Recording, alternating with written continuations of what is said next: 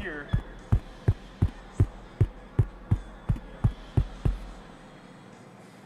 Check, check, check. Check 1, 2. Check 1, 2.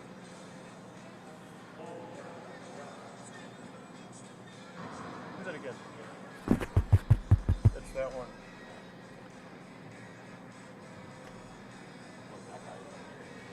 Yeah, so. Well, but I need their feed.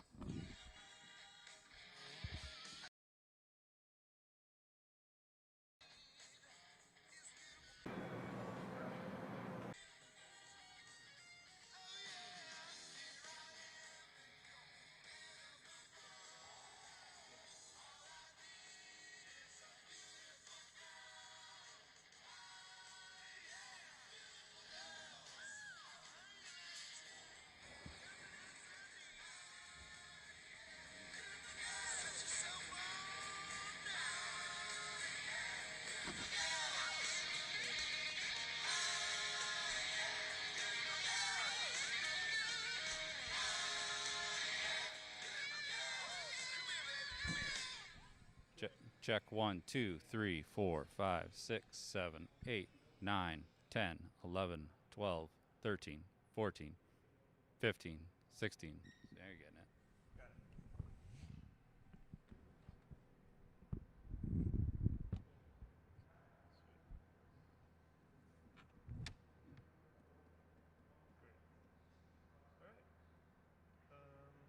How are they getting from there? Okay, so that plugs back into there, and then this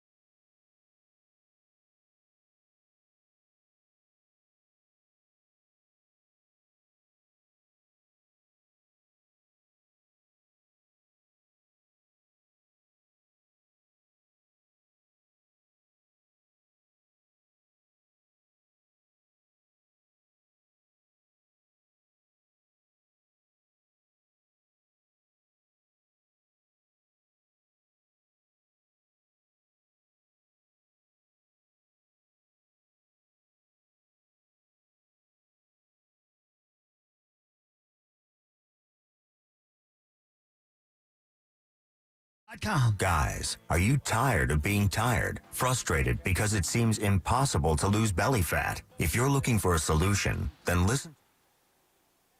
So I hear the broadcast. Check 1 2 1 2 3. I hear that. All right, hang on a second here.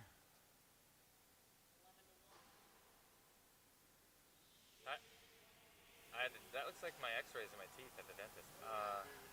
There's a 15-second. Check 1 2 1 2 3. There I am. 1 2 3 4 5 6 7 8 9 10. That's me coming. I'm gonna disconnect K-Fan just for a second so you can only hear me. Check 1 2. Oh wait, I disconnected the wrong thing. There we go. Now you should be just hearing me. Are you just hearing me? Kind of cool. Check 1 2 3 4 5. Let me try. Cards, can you put those on real quick?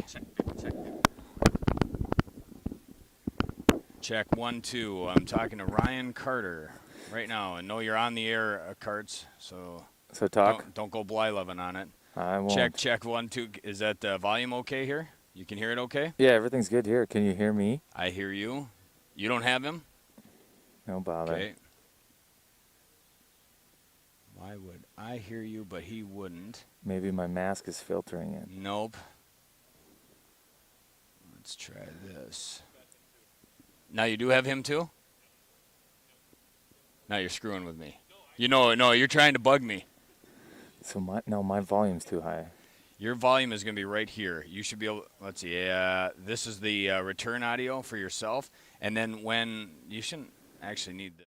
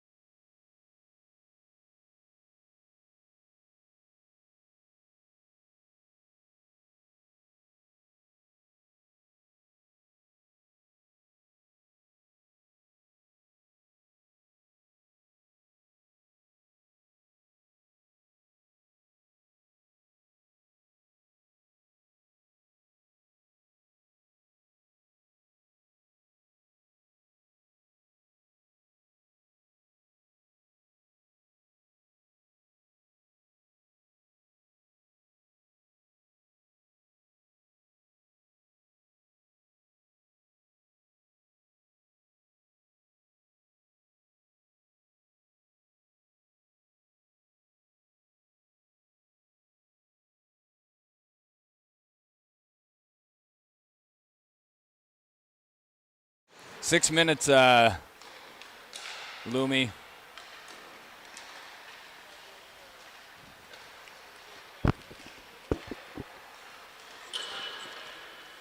Live.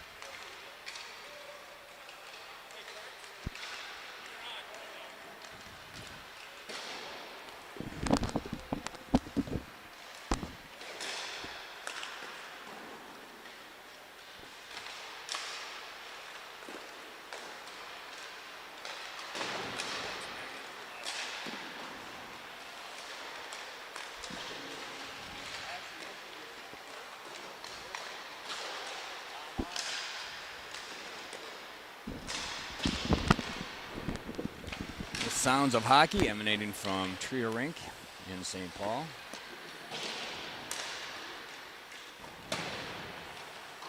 Five minutes until we're live on KFAN Plus, already live on the Wild YouTube channel.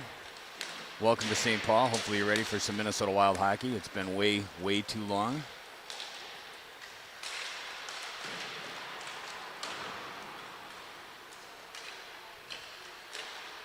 Hopefully fans will have some questions on the Wild YouTube channel. I think that's the best place to direct them. Can you imagine being a young person across the state of hockey and an opportunity to ask a question to the Ryan Carter? I don't know how you put that into words. I mean, that's resume stuff right there. Are you implying that people don't want to ask you questions? Or? No, they want to ask you questions. Oh. Everything's going to be directed through the legend that is Mr. Hockey 1970. That's what I do to Chorsky all the time. Mr. Hockey, 1971. Here he is, Tom Chorsky. He hates that. He gives me the smile and a little chuckle. I can never remember the year. I just call him the first ever Mr. Hockey. Yeah. He's Mr. Hockey. Yeah. It was between him and Gerald Ford, and he edged him. And it was Mr. Hockey. 1968, Tom Chorsky. Matt Dumba just cannot wait till the bullets are flying. And they mean something. Oh. 4 minutes.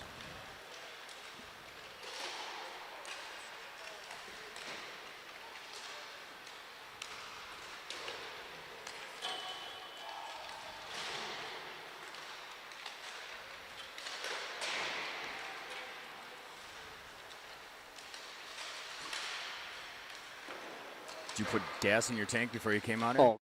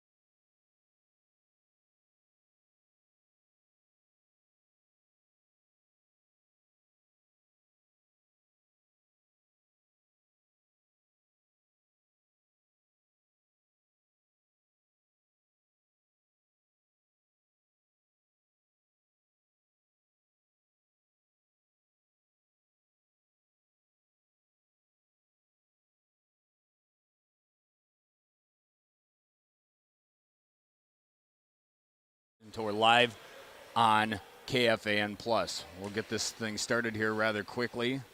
Team White versus Team Green. Team White featuring the line of Zach Parisi, Jules Eriksson-Ek, and Luke Cunnin going up against Team Green. Eric Stahl, Fiala, and Greenway reunited after the 4-month layoff. We're 1 minute from KFAN Plus. A little pop in there from General Manager Bulgarian. We're off! We're dropped the puck. We got about 55 seconds before KFAN Plus joins us too, so I want to make sure we give them a proper welcome. But welcome to you there on YouTube, the Minnesota Wild YouTube channel. We're live at the Minnesota Wild Scrimmage, presented by Treasure Island Resort and Casino, Trio Rink at Treasure Island Center here in downtown St. Paul. 30 seconds until KFAN Plus joins us, so we get the listeners in the Twin Cities. If you're going to be traveling, you want to catch the broadcast, you can go to the iHeart app and look up KFAN Plus. Got the goaltenders out there, Stalock versus Dubnyk, the A squad for both teams.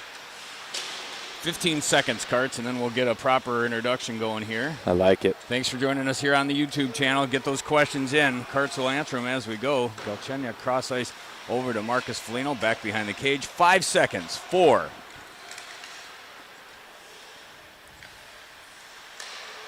After a long 4 months away from our favorite sport, the ice is cold, the action is hot, and it's time for hockey in July. Welcome to Trio Rink at Treasure Island Center, as today we bring you coverage of the Minnesota Wild Scrimmage. They're preparing for postseason play, whether you're watching us on the Wild's YouTube channel or listening on KFAN Plus. Thanks for joining us just a couple of blocks from XL Energy Center. I'm Kevin Falness, along with former NHLer Ryan Carter, and for the next hour, we're going to bring you your first look and first listen at the Wild since March, when Kevin Fiala scored in overtime to sink the Anaheim Ducks in overtime. Hard to believe, Karts, that's the last time we've seen this team in action.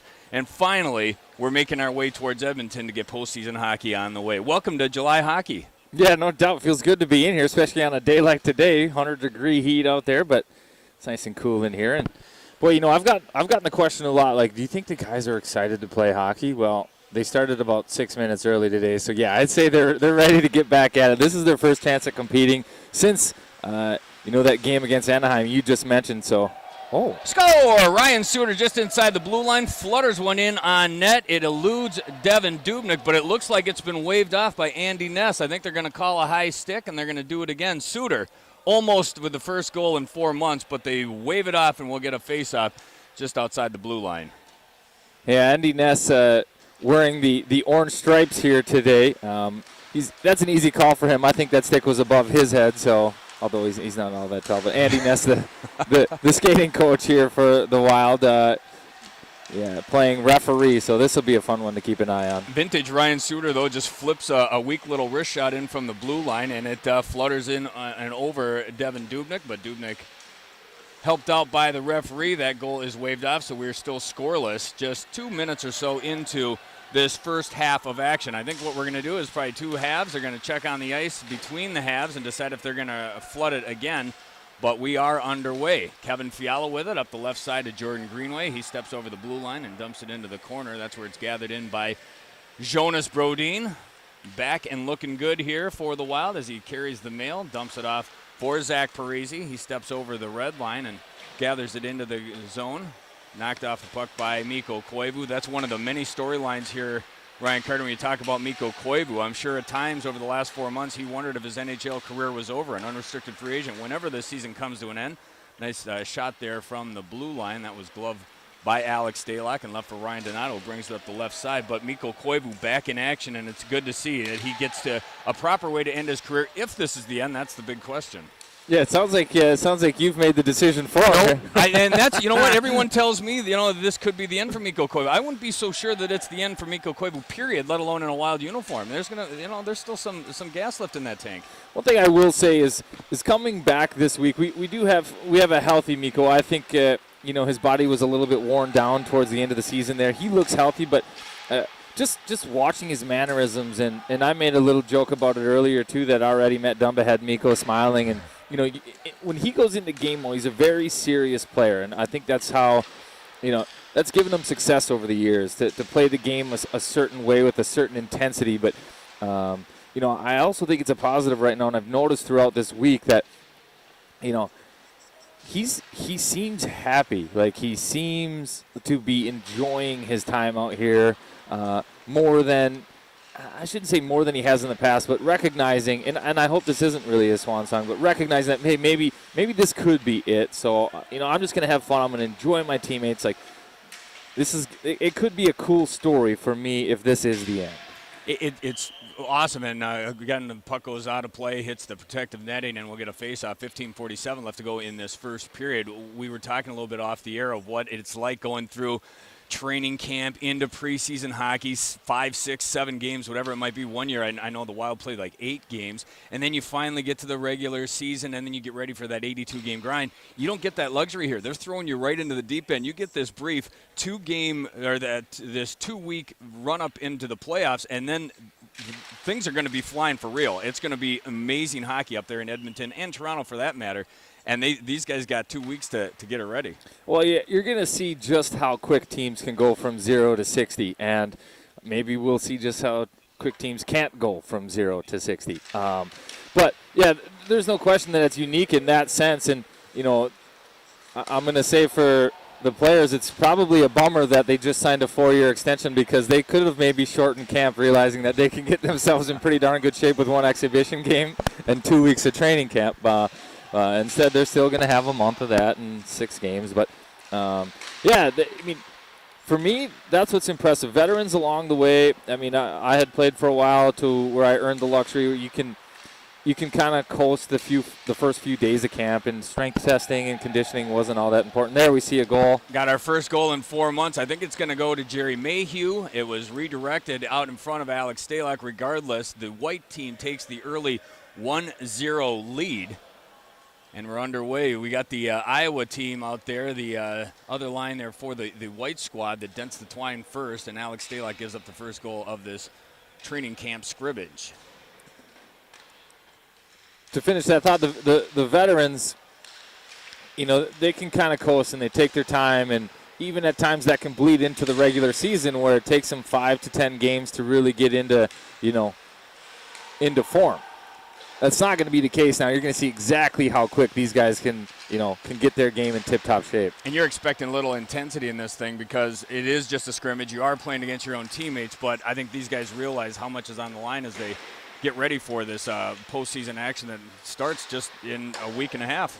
And I think that's something that Dean Evison has wanted to create. Like, we talked about how there's not a lot of open competition because, right now the team. It's not like a normal training camp where a lot of guys are playing for jobs and somebody could maybe steal one and you still have the waiver process and trades can occur before the final roster is set.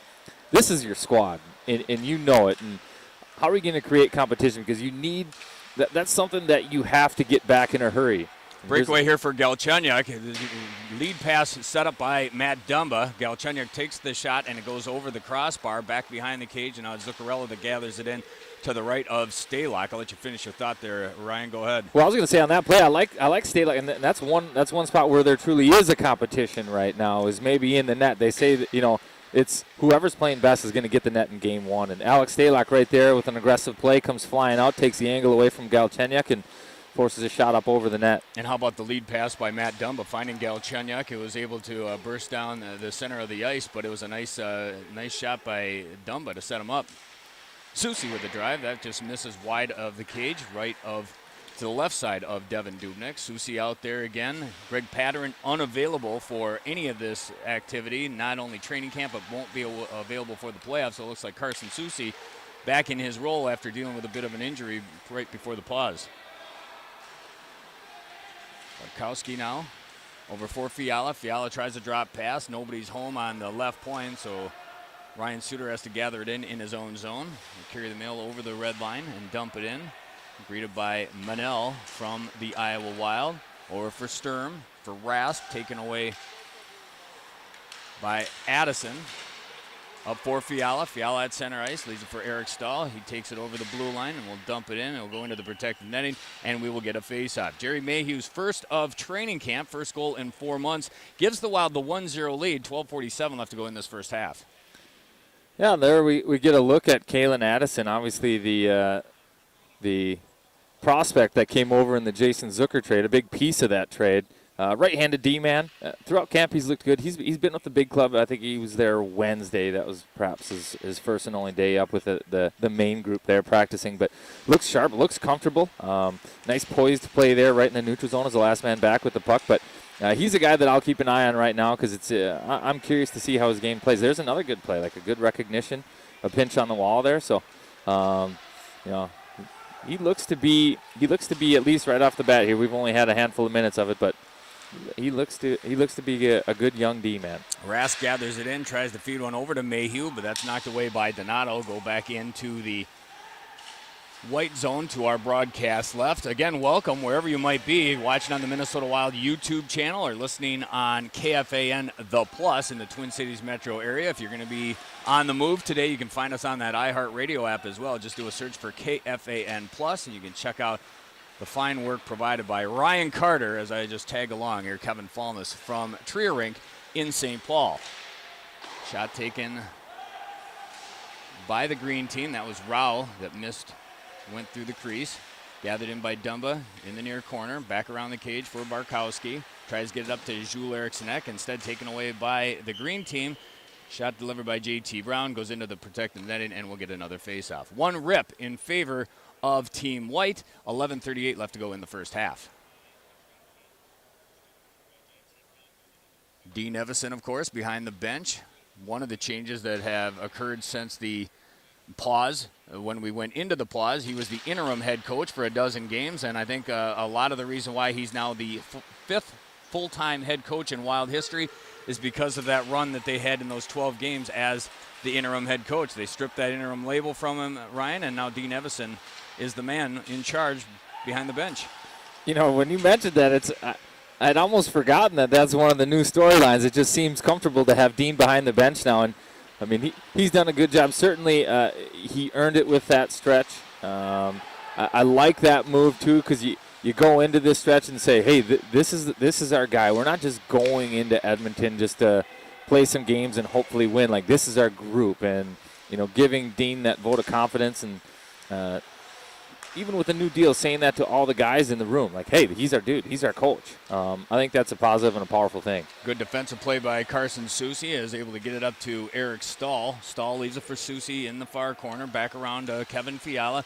Kevin Fiala, an amazing season for the Minnesota Wild. Shades of Marian Gaborik and that type of explosiveness and what he provided, something that we haven't seen in a Wild uniform in a long time, since the days of not only Marian Gaborik, but Ryan Carter. That number 18 used to show some flashes of brilliance with the puck as well. Well, speaking of that, I'm still a little upset that Tony DeCosta, didn't recommend retiring my number. I had to find out later that Jordan Greenway was wearing it now.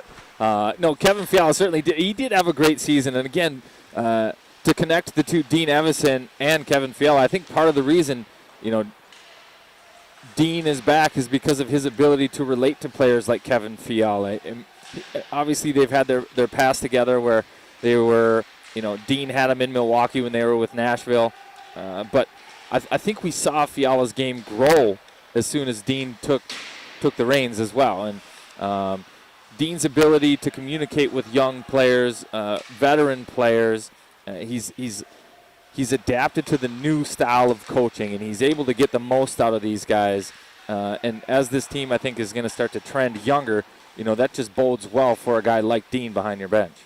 Smooth skating Jonas Brodin out there for Minnesota. He goes to the bench for a line change. Matt Dumba waves off his opportunity to go. He's going to defend Brad Hunt. Brad Hunt crashing down the left side, taken away by Matt Barkowski over to Zach Parisi. Dumba with it again. Lead pass for Luke Cunnan. Great season for Luke Cunnan prior to the break. We talk about the line combinations, and it's like a flashback back to March. And things were going so well into the pause that Dean Evison comes out into training camp and changes absolutely nothing. The only difference, Greg Patterin out again because of his malady, whatever reason he's not in training camp. Everything else is virtually the same. Shoots, he scores. Luke Johnson from just inside the blue line takes the wrister, gets past the glove of Devin Dubnyk, and we're knotted at a goal apiece. Yeah, that's a situation that coaches like to see. Shoot the puck. Johnson gets the puck, gets the legs going up around the blue line, just comes around the middle of the ice and shoots it, finds it on that low blocker side against Devin Dubnyk. I'm not sure if that was tipped out in front. We don't have the replay and stuff, but That's one that perhaps maybe Dubnyk would like to have back because I think that was probably a stoppable puck right there. But, yeah, nonetheless, good play by Luke Johnson to shoot the puck. Johnson, a 5th-round pick in 2013 by Chicago. Of course, spent 3 years at North Dakota, won a national championship with the Fighting Hawks in 2016. Another shot, this one by Marcus Foligno, gobbled up by Alex Stalock. Will get a face-off to his right. He signed in as a Johnson, that is the goal scorer for the Green Team, signed with Minnesota as a free agent back in 2019, July 1st, and last year had 18 goals and 31 points in 42 games with Iowa. A great season for the Iowa Wild. I know you got a chance to take in a couple of their games, and they had a great year. That's another one of the unfortunate casualties of this break. Their season coming to an end, and they had as good a shot as anybody to do some damage there in their playoffs. Yeah, to make some noise. And boy, I find that so valuable when you can have your prospects learn how to win down in the American League as well. And it was a team that was certainly set up to make some noise. Coach Tim Army had done a great job. Obviously, they had good goaltending. They were scoring goals. Gerald Mayhew, what did he put up? Nearly 50. I think he would have put 50 up. He had an unbelievable year. Just crazy, man. Just scoring everywhere. Yep. Sam Annis, obviously putting up a ton of numbers up there as well. So, yeah, they had a lot of things going for them down there. It's unfortunate that the season went on pause, and they're unable, without TV broadcast deals, they're unable to just financially make it work to have any type of season resume there. Stahl with a quick wrister takes it. One-timer for Spurgeon, and Green has rallied to take the lead. Jared Spurgeon, first goal of training camp, gets past Devin Dubnyk. And just like that, the Green Team is up 2-1 with 7:45 left to go in the first. Nice passing play there by Minnesota. Suter to Spurgeon. Spurgeon finishes it off. And that's what you're looking for in these types of inter-squad games is, Jared Spurgeon does a good job using his mobility to create confusion down there in the offensive zone. And then there's a switch up top. Eric Stahl recognizes that nobody picks up Jared Spurgeon, finds him sneaking around on the back door. But from the Whites' perspective, that's what you have to clear up. You've got to get back to systems. You've got to get your head on a swivel. And those complicated situations where you have to make your switches out there on the fly, you don't see those in the summer. And when you're practicing, it just doesn't happen all that easy. You're not in those spots. So you've got to use these games to figure that out. Make those mistakes. That's okay. You miss your sort out. That's all right now. But make sure it doesn't happen again. Back underway. 7:05 left to go in the first half. Welcome to Tria Rink at Treasure Island Center here in the heart of St. Paul, just a couple of blocks away from XL Energy Center, which unfortunately is extremely vacant, is also extremely warm. If you spent any time over there, Ryan, nobody really has. There's a couple of security guys running around there, and that's really about it. That's where my studios are as we try to gear up for broadcast coming up here in a couple of weeks, the exhibition game on the 29th, and then get ready for the playoffs, which are starting right away on August 2nd. But there's not a lot of people over there. Lots of commotion over here, though, as the training camp takes center stage at Tria Rink. So it's amazing. I know the hoops I'm running through to get the radio broadcast up, and it sounds like TV's doing more of the same. Oh, yeah, no question. There's a lot to talk through, to navigate in terms of logistically how are you going to handle it, how are you going to, execute it. So dialing all that stuff in, but there's a lot of people working behind the scenes to make sure that, we get to see this hockey and see it in a good fashion. Really excited for Minnesota Wild hockey. The qualifying round against the Vancouver Canucks. August 2nd is the first game. You can hear that game on FM 100.3 The Fan. The flagship for Wild hockey in the Twin Cities metro area. And, of course, you can find a station near you at wild.com/radio. There's also a rumor those games will be available on TV. But you know what I say, Karts, we always hashtag mute TV. Are you okay with that? Hashtag mute TV. No, don't do that. You, LaPanta, Walsey, whoever's behind the mic there, we know you guys are going to do an awesome job. The legend that is Bob Kurtz and Tom Reed, I can't wait to see them try to call a game off of TV. They are pros. They're legends. Kurtzy, in particular, belongs in the Broadcasting Hall of Fame. But as much hockey as he's called over the however many decades of his life, I can't imagine he's spent a lot of time calling games off of a TV screen. So this is going to be a new one for Mr. Kurtz to wrap his brain around that one. But I have talked to him, and he's excited for the opportunity to get back behind the mic. The question is, will they bring the binoculars for the TV. They've got 2 giant 55-inch TV screens in front of them. They won't need binoculars, but it will be something new to wrap their brain around. Maybe they'll bring the cheaters. I think there's probably a pretty good chance. Yeah, I can see Tom right up against nose to nose with that 55-incher, and we'll see. 5 minutes left to go in the first half. Again, I'm pretty sure they'll probably resurface after this first period. That'll be a good chance to take your questions. Again, the best way to do that is go to the Minnesota Wild YouTube channel, send your questions there, and I'll try to wrangle in as many as I can. Shot by Donato. That hits Trees out in front, goes back behind Devin Dubnyk. Again, Team Green with the 2-1 lead. Spurgeon and Johnson, the goal scorers there. Pretty sure Mayhew got the first goal for the white team, and that's where we sit with just 4.5 minutes left to go in this first period. First half, I think, is what we're going to call it. Koivu drop pass for Hartman. Cross ice to Donato. Takes the shot. Net goes off its moorings. Andy Ness doesn't see it, so play continues. White team able to get it through here. A blatant trip there for Nico Sturm. Donato hauls him down, but this will not have any penalties in this first scrimmage. They're going to do it again on Thursday. We'll bring that to your radio dial and to the YouTube channel as well. 11 a.m. next Thursday. Mark your calendars. We'll do this again, and at that one, it sounds like it's going to be more of a live action deal where they're going to have penalties, but this time it's just about calling offsides and things of that nature. So far, it looks as though Green's had the better of White, just a little bit more sustained pressure in the offensive zone. White now maybe getting a good shift out of Parisi, Cunnin, and Eriksson Ek. This is where this line, I'm going to guess that this line's going to be together game one against Vancouver. Pedersen, right? Yeah, yep. Against Pedersen, yep. Exactly. It's going to be Ek versus Pedersen, and I like Jules Eriksson Ek in that role, and he loves that role too. Oh, he's just so good at it. But what I also like about it is offensively the strength of this group is cycling the puck and possession down low. Like, they're not going to get cute through the middle of the ice, through the neutral zone. So the hope is that they just spend a lot of time in the offensive zone controlling that puck, and then Pedersen just doesn't have it on a stick. Puck in the near corner here to the right of Alex Stalock. He watches it, goes back behind his cage. That's where it's gathered in by Brad Hunt up the right side for Kevin Fiala over the red line. Tries to get it over to Greenway, but he's squeezed out of the play, bounced off to the sideboards, and that's where he'll send it across the ice to Brad Hunt. In the near corner, Stahl waves at it, goes over to Greenway. Greenway sends it back behind the cage, and that's where it's gathered in by Eric Stahl. For Greenway again, back behind the net for Fiala, centering pass for Stahl, back up to Fiala now just inside that blue line. Tries to dangle a little bit, hounded by Manel, over for Stahl, takes the shot, saved by Dubnyk, goes wide of the red crossbar, and it was Jordan Greenway the last one to touch it.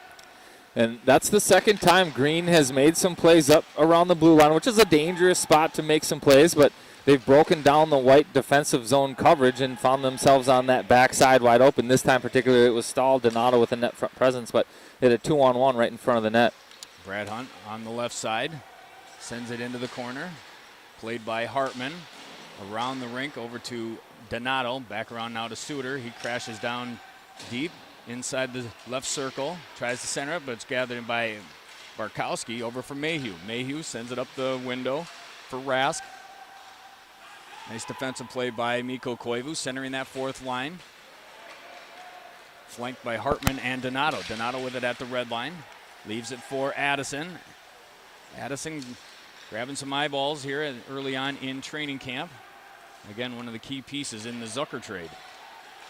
Highly regarded prospect from Pittsburgh. Yeah, you just watch him skate. You can see he's got smooth edges. Oh, Dumbo just set right up for Victor Rask, wide open net, but he couldn't gather in the pass. Nice vision there by Dumba. Yeah, that was a nice play. Rask just fumbled it. Ice is getting a little choppy out there. July ice. I can only imagine. And they've been giving it a good workout over the course of this last week. I haven't spent as much time down here as you have, just because I've been across the street trying to get things figured out from a broadcast perspective. What have you noticed in the first week of training camp? Well, I think Dean Evason's been very mindful of, making sure not to overwork these guys. I mean, again, you only have 2 weeks, and everybody's healthy for really the only time during a season. 2-on-1 developing here. Jules Eriksson Ek keeps it, tries to get it across over for Parisi, sends it over the net, over the crossbar, and now it's gathered in by J.T. Brown. Great opportunity there for the Wild's, quote-unquote, second line. Jules Eriksson Ek over to Zach Parisi. Yeah, nice little play by Ek there, coming in on his forehand side with fake shot, lifts the leg up. I think he froze the defender and Stalock, and then just brought it to the backhand, sent it to Parisi on the backside. And I think it just, again, that July ice rolled over. Parisi doesn't miss those during the regular season, so very rarely. Yeah, we'll give him the benefit of the doubt. That was bad July ice 10 right now. 10 seconds left to go. Stahl tries to center over for Greenaway, hits the pipe over for Addison, takes the shot, misses wide left, gets an elbow to the face from Jonas Brodin. Nothing called, and that'll bring the time off the clock. 2-1 in favor of the green team after one half of play.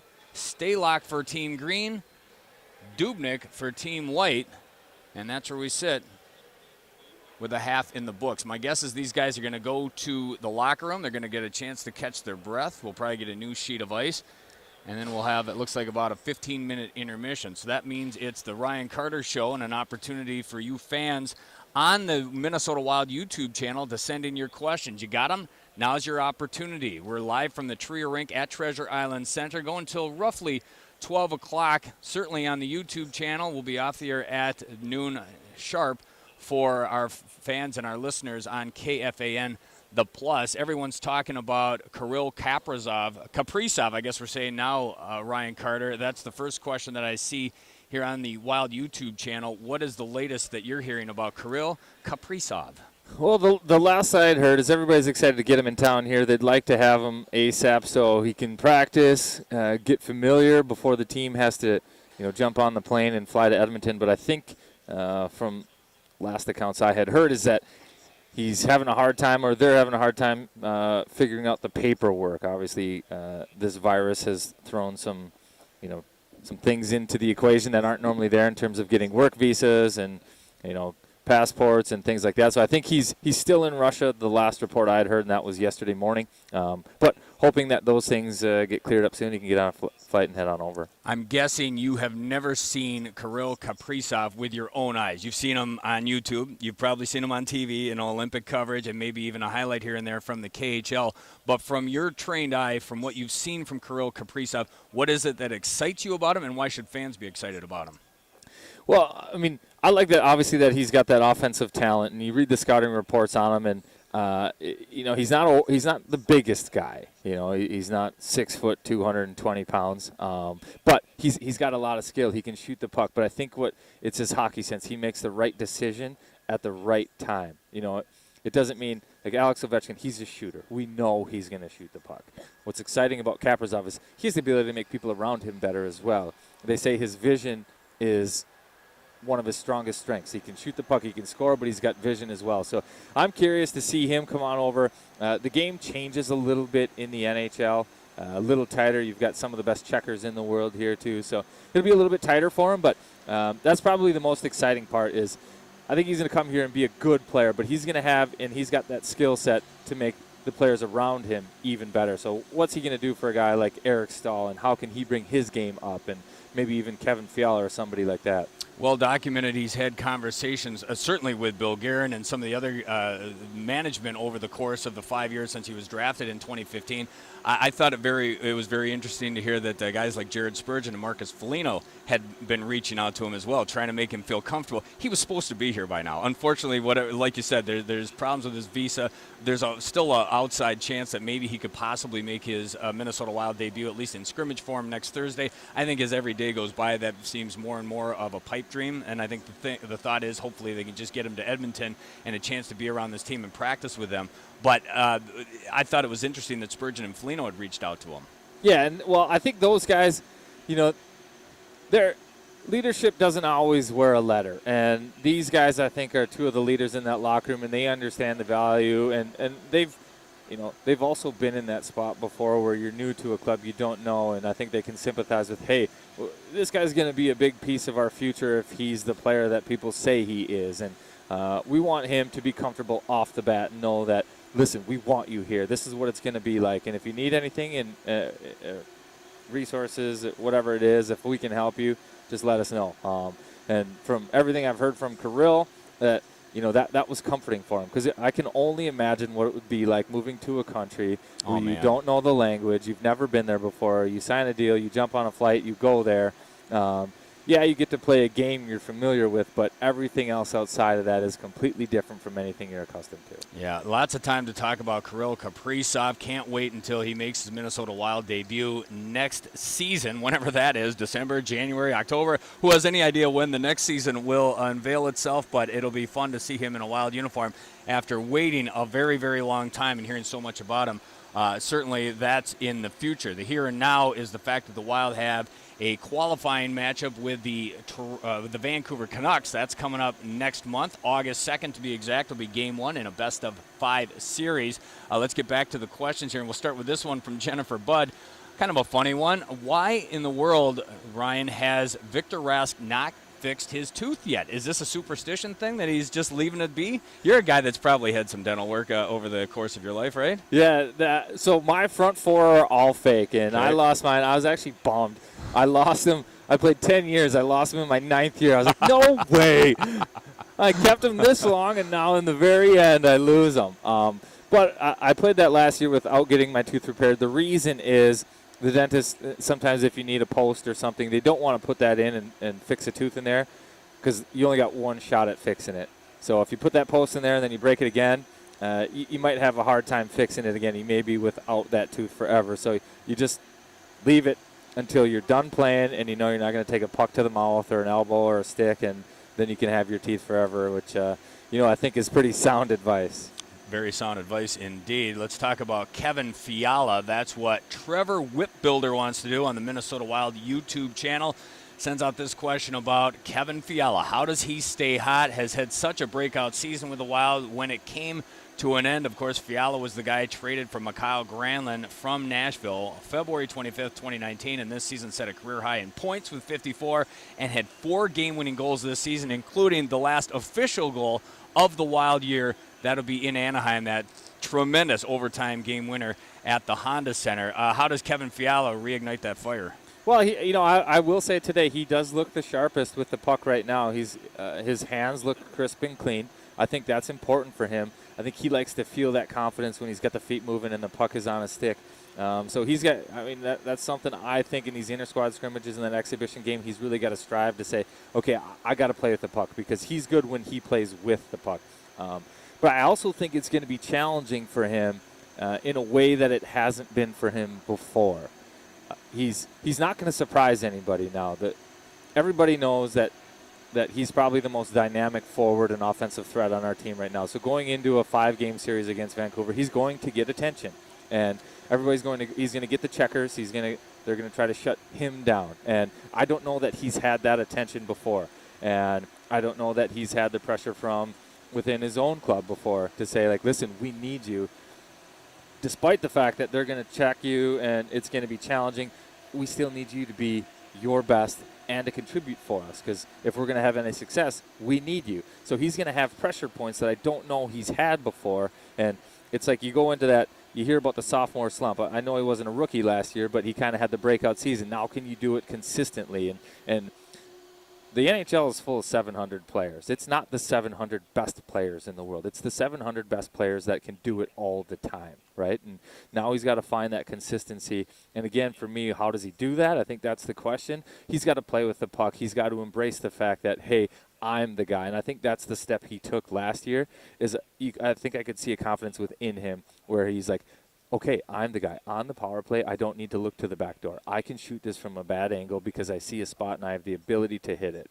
And when you do that and you get that confidence, he's just got to lean on himself and rely on himself, knowing that, hey, I'm the guy now. Things can go through me, and have the confidence to do that. What does it do? Why did it work so well into the pause, and why does Dean Evison have hope that it's going to work so well going into this qualifying matchup against the Vancouver Canucks, playing with a couple of big bodies in Eric Stahl and Jordan Greenway, and not only that, having the veteran leadership and the poise that's brought to you by a guy like Eric Stahl? What makes that line combination work so well? Well, I think possession is going to be very important. And by possession, I mean possession of the puck throughout this series.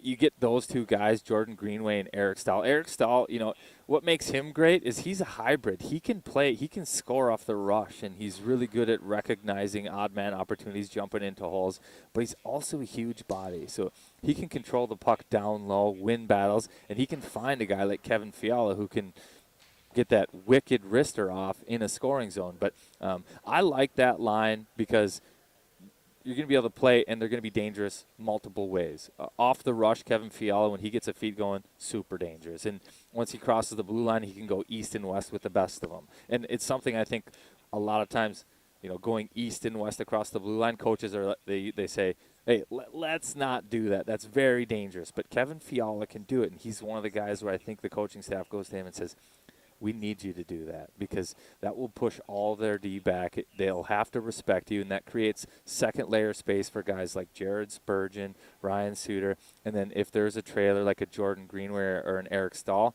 like the line sets up to be very dangerous for me. The great Ryan Carter, you've been chomping at the bit to talk a little hockey over this 4-month break, haven't you? Well, you've got all the information. This is outstanding.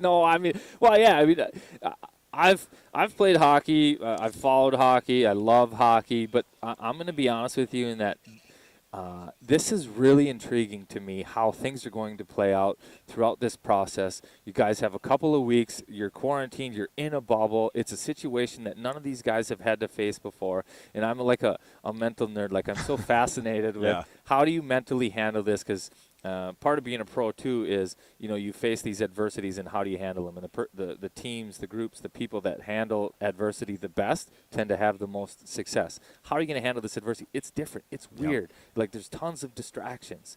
I don't know how it's going to play out. There's no fans in the stands. Like, there's so many unknowns, and how do you handle it? And I can't predict how it's going to play out. I don't know how you would handicap it, how you would pick a favorite going into this tournament because everyone's on a fresh sheet of there's going to be teams that are more, quote unquote, more talented than the other teams, but there's the rest that goes into it, the rust that goes into it. 4 months with no hockey, you're in a bubble, you're eating whatever. There's a lot of questions to be answered. That segues nicely into our next question. We'll get to that here in a second. Again, that's Ryan Carter. I'm Kevin Fallness.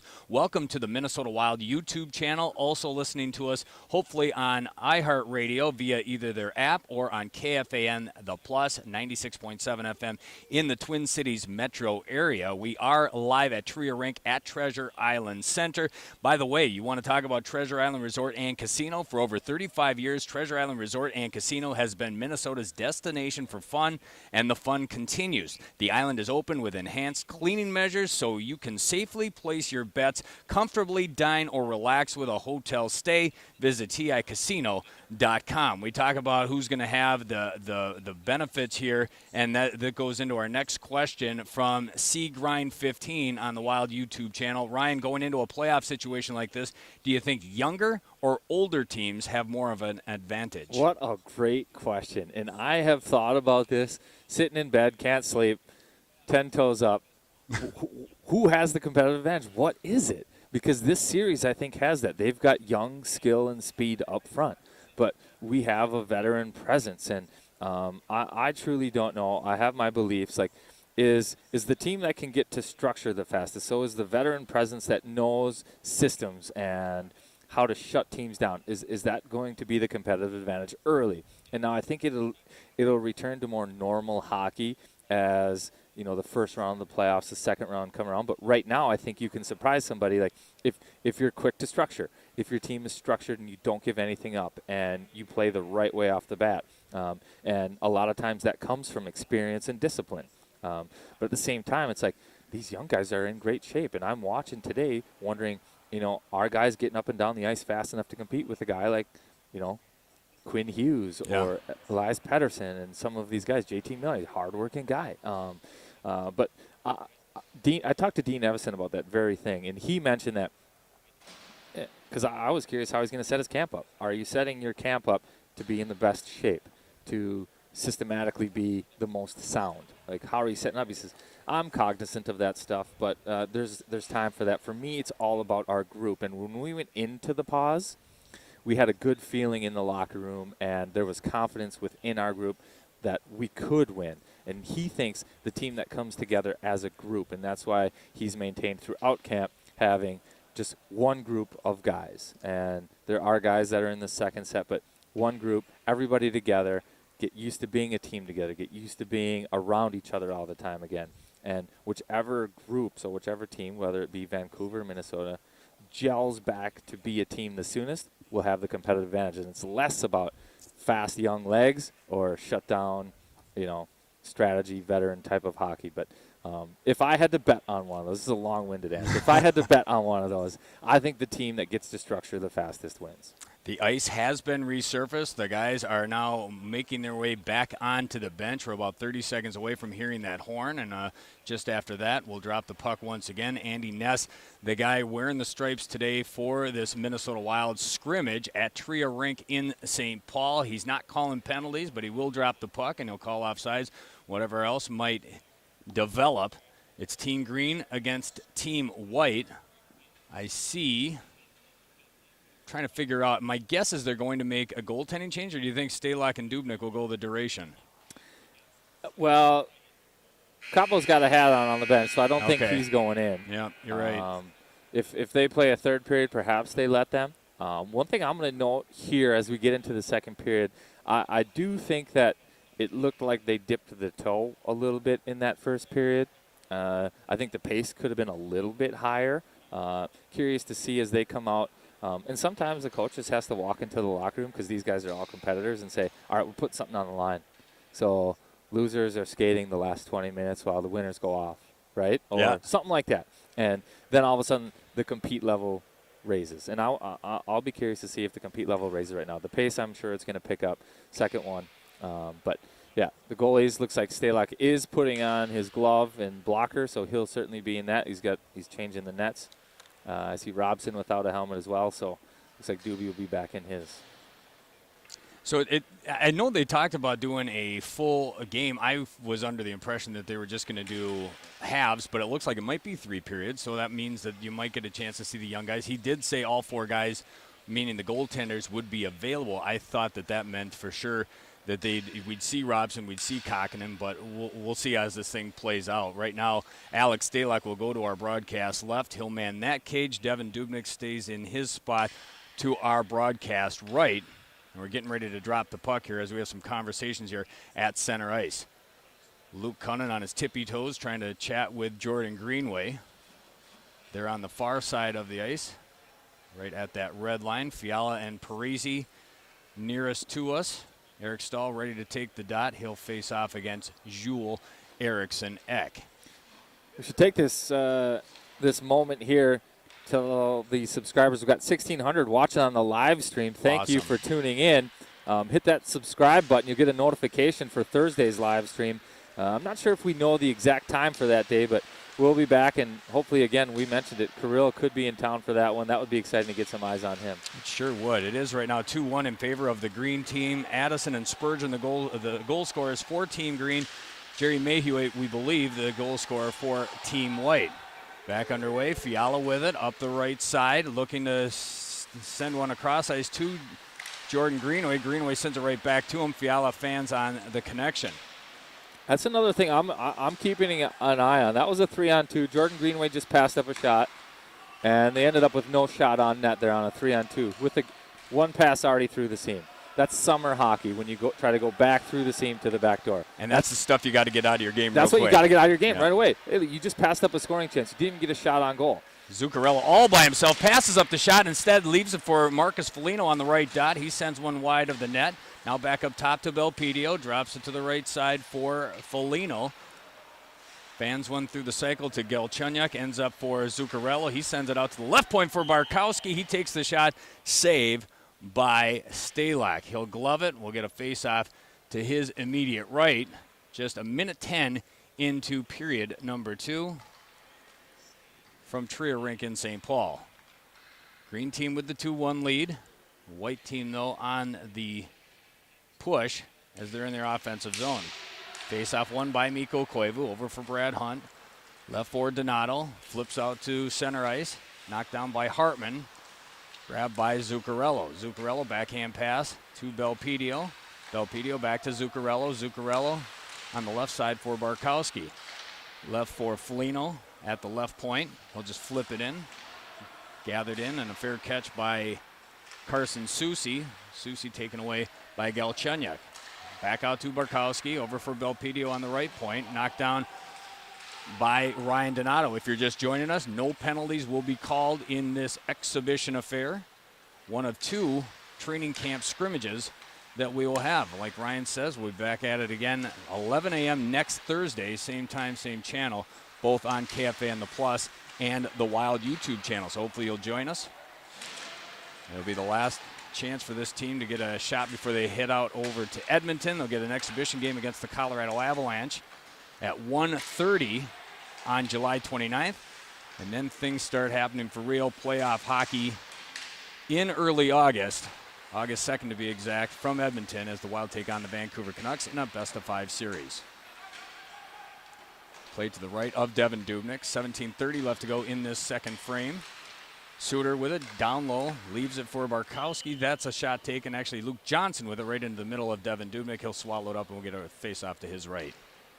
Nice little play by Ryan Suter there to freeze Gerald Mayhew. Got him stepping one way, went the other, then found an open stick in the middle of the slot. Nice little play there. A lot of questions here on the YouTube channel about the goaltending situation. One of them here from What's That is the name on the YouTube channel. How many goalies you bring in, and who do you think has the best shot at the number 1 job? I think you bring every goalie. The roster, the max you can bring is 31, but I think you bring all the goalies because what happens, I mean, your goalies are obviously in close proximity to one another too. You know, they play the same position. One of them ends up, heaven forbid, they test positive. You know, then 2 of them test positive. Were you going to play without a goaltender? So I think you need to bring all the goaltenders just because that position's so valuable. Who's going to play? Boy, I do believe these inter-squad scrimmages are very important right now, and the performance in these for those guys matter more than maybe anybody else. Fiala with a nice move there on the left side. Ends up on the stick of Jordan Greenway. He just fans on the chance, much to the delight of Devin Dubnyk. Now the white team trying to get it back under control, but Fiala's got it back behind the cage, over to Spurgeon on the right half wall. Back for Fiala again, tries to get the backhand pass to him. Fiala between the circles, drop pass for Susi. Has it stripped away, and here's Jules Eriksson-Ek. Tries the home run pass, nobody home. Instead, it's played by Stalock, who welcomes the opportunity to touch the puck, and it ends up on the stick of Ryan Donato. Takes the shot, but no, blocked away by a diving Marcus Foligno. That's one benefit to having Alex Stalock. You guys talk all the time about the fact that he's like a third defenseman out there. He loves to shoot that puck and loves to send it the length of the ice. Yeah, quick little transition there. Ryan Donato coming down the right side, trying to bring it to his forehand, but good diving defensive play by Foligno to knock that one off his stick. It was a little 2-on-0 that ended up in no shot, so it's another situation. You don't want to review the tape on that one. Odd man rush there. It was Dumba over to Matt Zuccarello. He gets it by himself on the left side, but just sends it back behind the cage, bounces off the end boards, and now it goes the length of the ice, and it's Mikko Koivu inside the blue line, taken away by Victor Rask at the red line. Looks for the pass, gets it on the backhand over to Matt Zuccarello, up top to Alex Galchenyuk. Centering pass for Belpedio, takes a shot, save by Stalock. Grabs it again, tries to grab that loose puck. Instead, it's gathered in by Mikko Koivu. Back behind the cage now for Brad Hunt. Good opportunity there for the white team, but Alex Stalock with a couple of nifty saves. Things starting to open up here. I think you can see the pace is picked up, and even the execution is a little bit cleaner right now than it was that first period.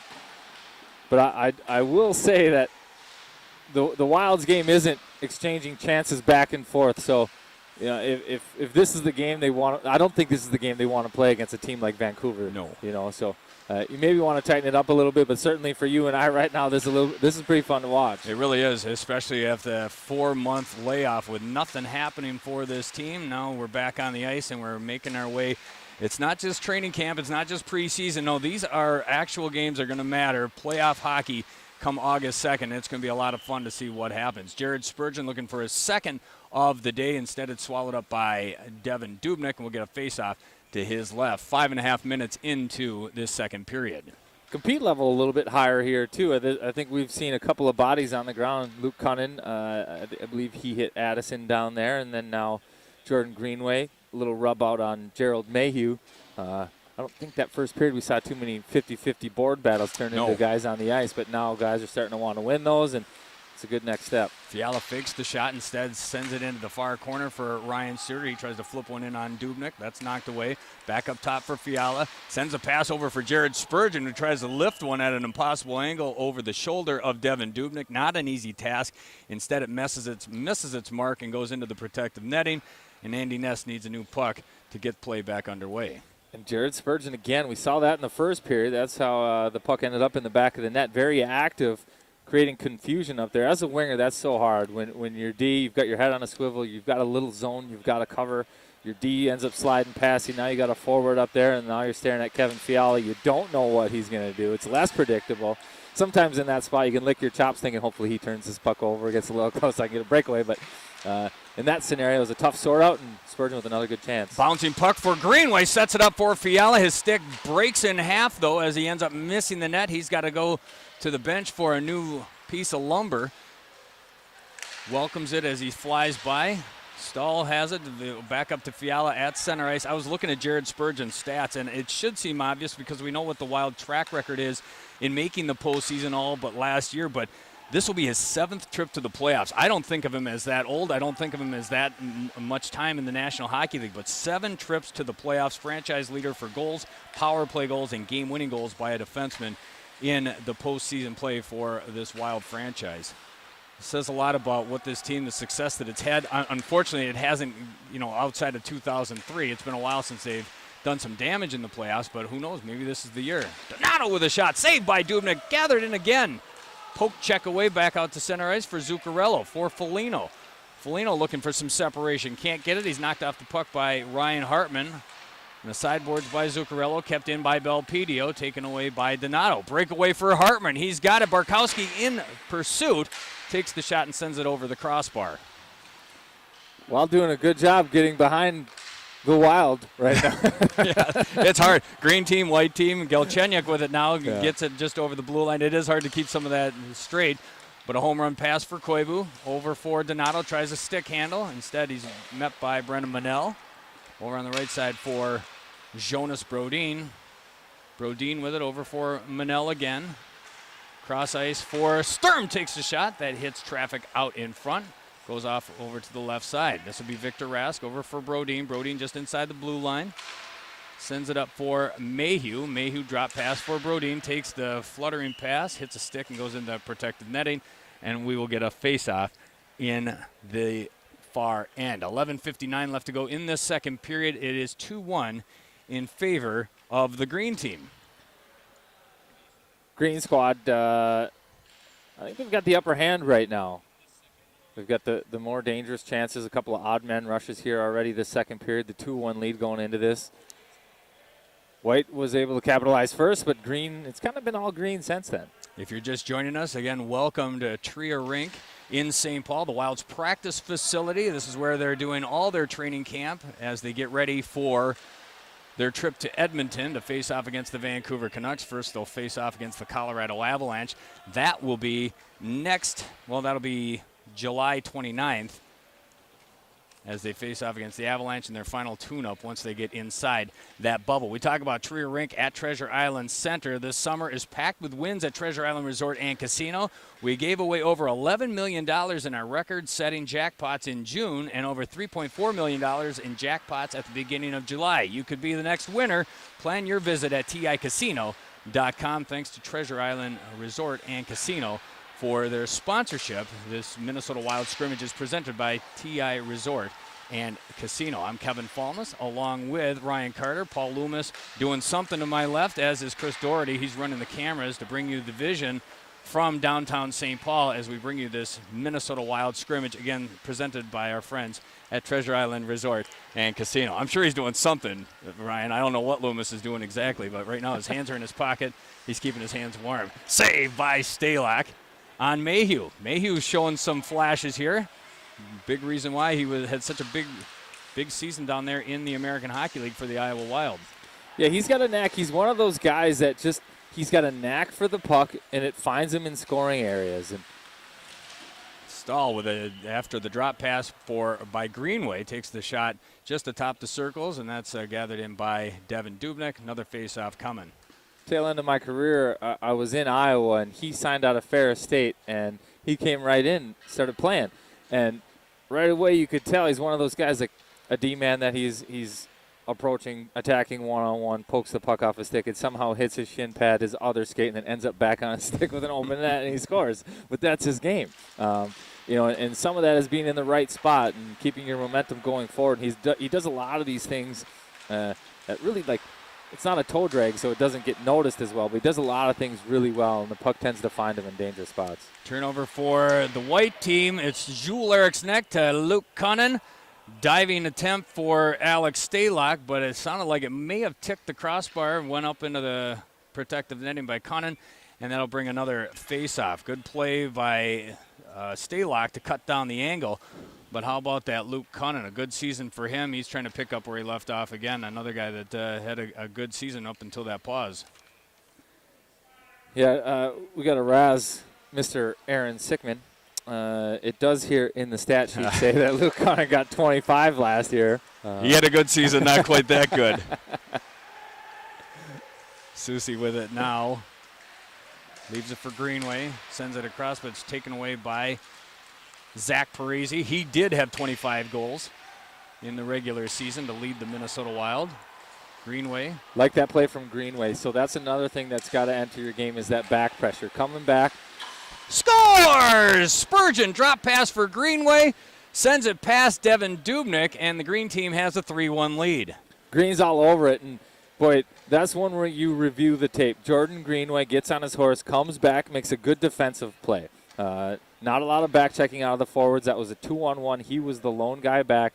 Gets a good stick on it. Quick outlet pass. Gets on his horse back up the ice. Spurgeon finds him. Ends up scoring the goal. And no surprise, Spurgeon having a very good game here. A goal and an assist. Set it up for Jordan Greenway, who doesn't miss, to get it past Devin Dubnyk. And that's where we stand with 10 minutes left to go in period number 2. The green team has opened up a 3-1 lead. And I think we do need to talk about conditioning because you mentioned Jared Spurgeon playing well right now. Conditioning is never an issue for some of these guys because their skating is so smooth and so efficient. And he's one of those guys. So as he approaches these games, he's got maybe a little bit different mentality because he doesn't have to worry about getting in shape. Yeah. But everybody else does. Another one of those guys, Jonas Brodin, just such a smooth skater where, fatigue doesn't play a role in his game. How about that? A one-timer just failed to click there. Galchenyuk set up Marcus Foligno. He had an open net. If he could have gathered it in, he couldn't. But, Tom Reed talks about the old-time stories of the days of Gump Worsley and when Tom wore a North Star uniform, and they came to training camp to get in shape. I mean, there was no doubt about it. Gump Worsley, for example, would do while they were doing their conditioning drills, would have a cigar in his mouth. He'd have his wingtips on and his black socks pulled up to his knees. That isn't the way it was even when you were playing. Not that it was that long ago, but certainly not right now, here and now in the year 2020. No, and the way that Dean has run camp, I remember training camps when I started off with Anaheim. They had a 3-hour rule, and we would literally be on the ice for 3 hours. And you'd skate for an hour, scrimmage for an hour, and then just no pucks for like the last 45 minutes of it.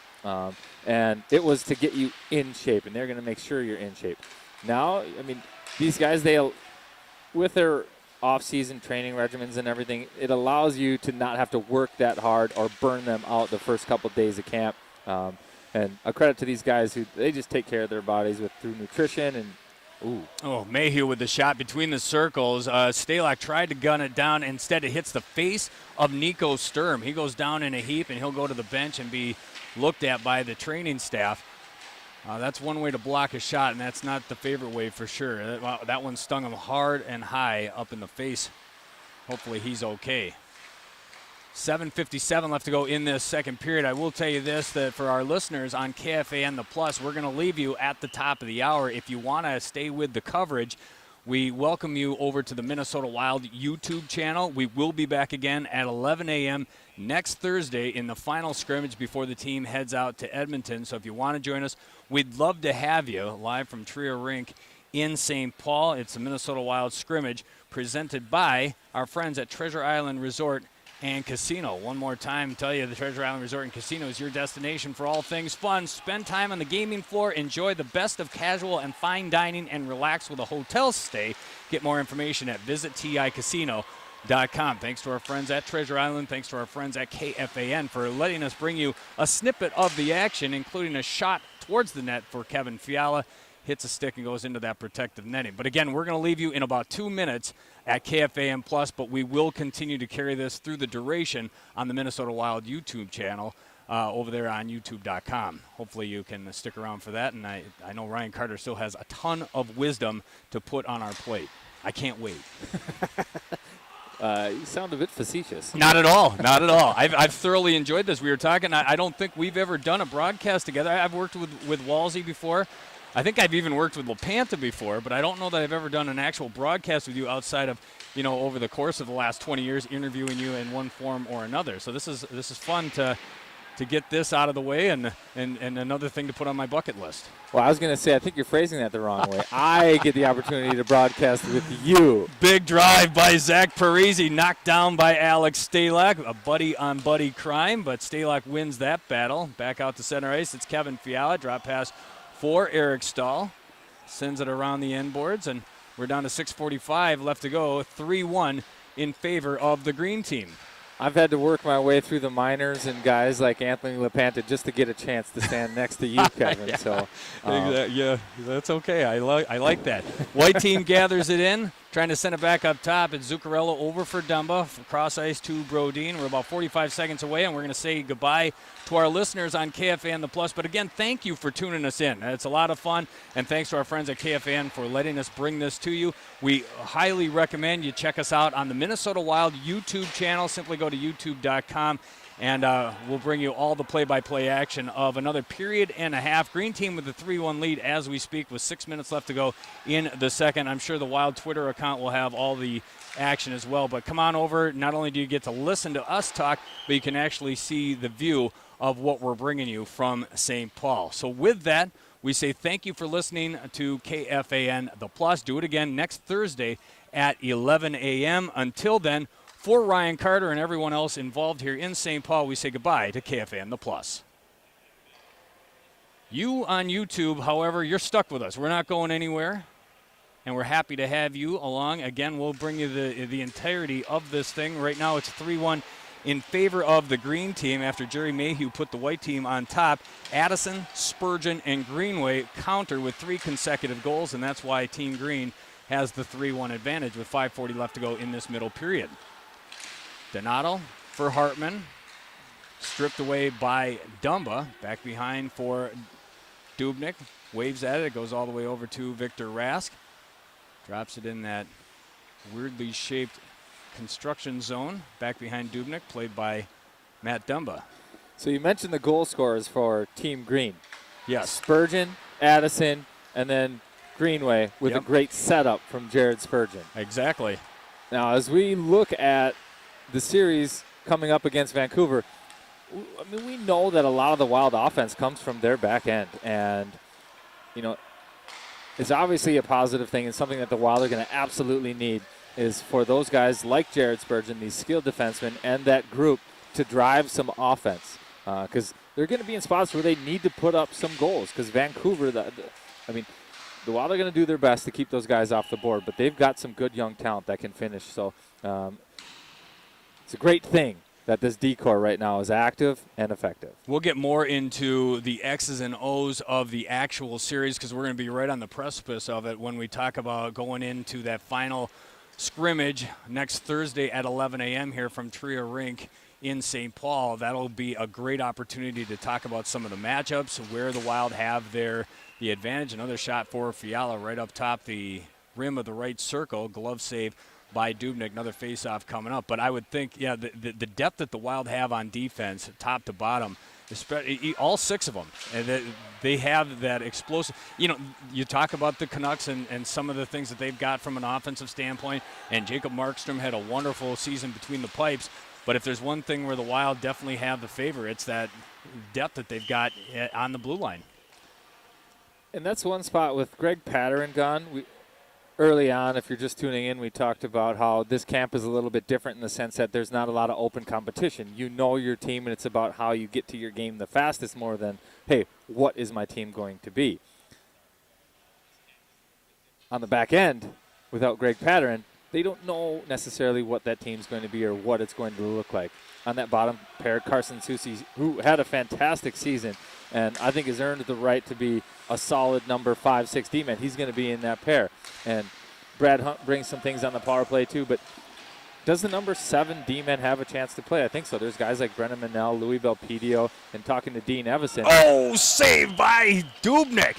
Great chance there for the green team, but Dubnik right there to flash the leather. This top line for the green squad, and by that meaning the top line for the Minnesota Wild, showing some brilliance there. Fiala picking up where he left off. Stahl having a good afternoon, and of course we talk about Jordan Greenway, but nice save by Devin Dubnik as he's falling, just gets the leather on the shot delivered by Kevin Fiala.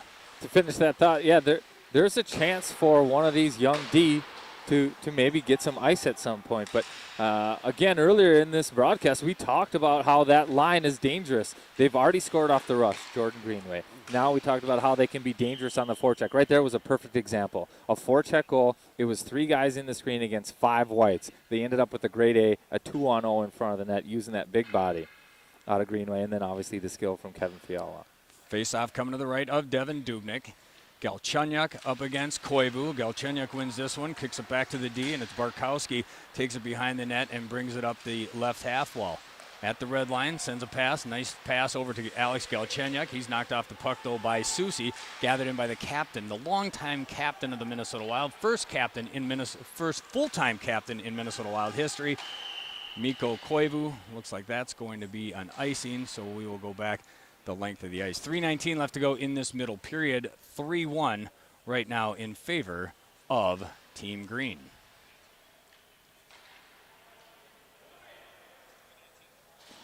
Mikko Koivu, first full-time captain. How about that, huh? How long 2009.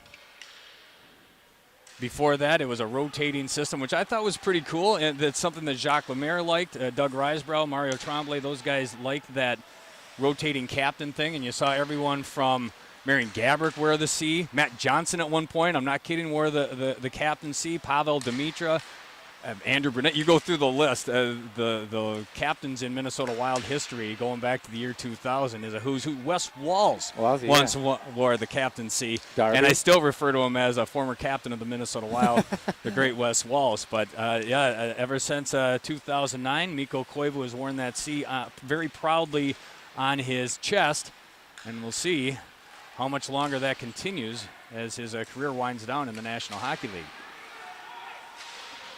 Down to 2.5 minutes left to go in the second period. Team Green on the rush once again. Johnson leaves it for Annis. That one just misses wide and hits the end boards back behind Devin Dubnik. Along the near half wall. Back behind for Dubnik. Leaves out for Manel. Taken away by Johnson. Gathered in by Brodin. Brodin tries to backhand one out. Instead, the big body of Jordan Greenway gathers it. Takes it between the circles. Drop pass for Brad Hunt. Hunt at the near half wall. Loses his edge. Gathers it up, though, to keep it inside the blue line. Over for Fiala. Fiala being bothered by Manel. Finally, the puck knocked down to Alex Dalek, who's only too happy to play it, and send it over to Brad Hunt. Stahl with it now. Over for Fiala. Tries to do some magic. Up for Hunt. Flips one in on net.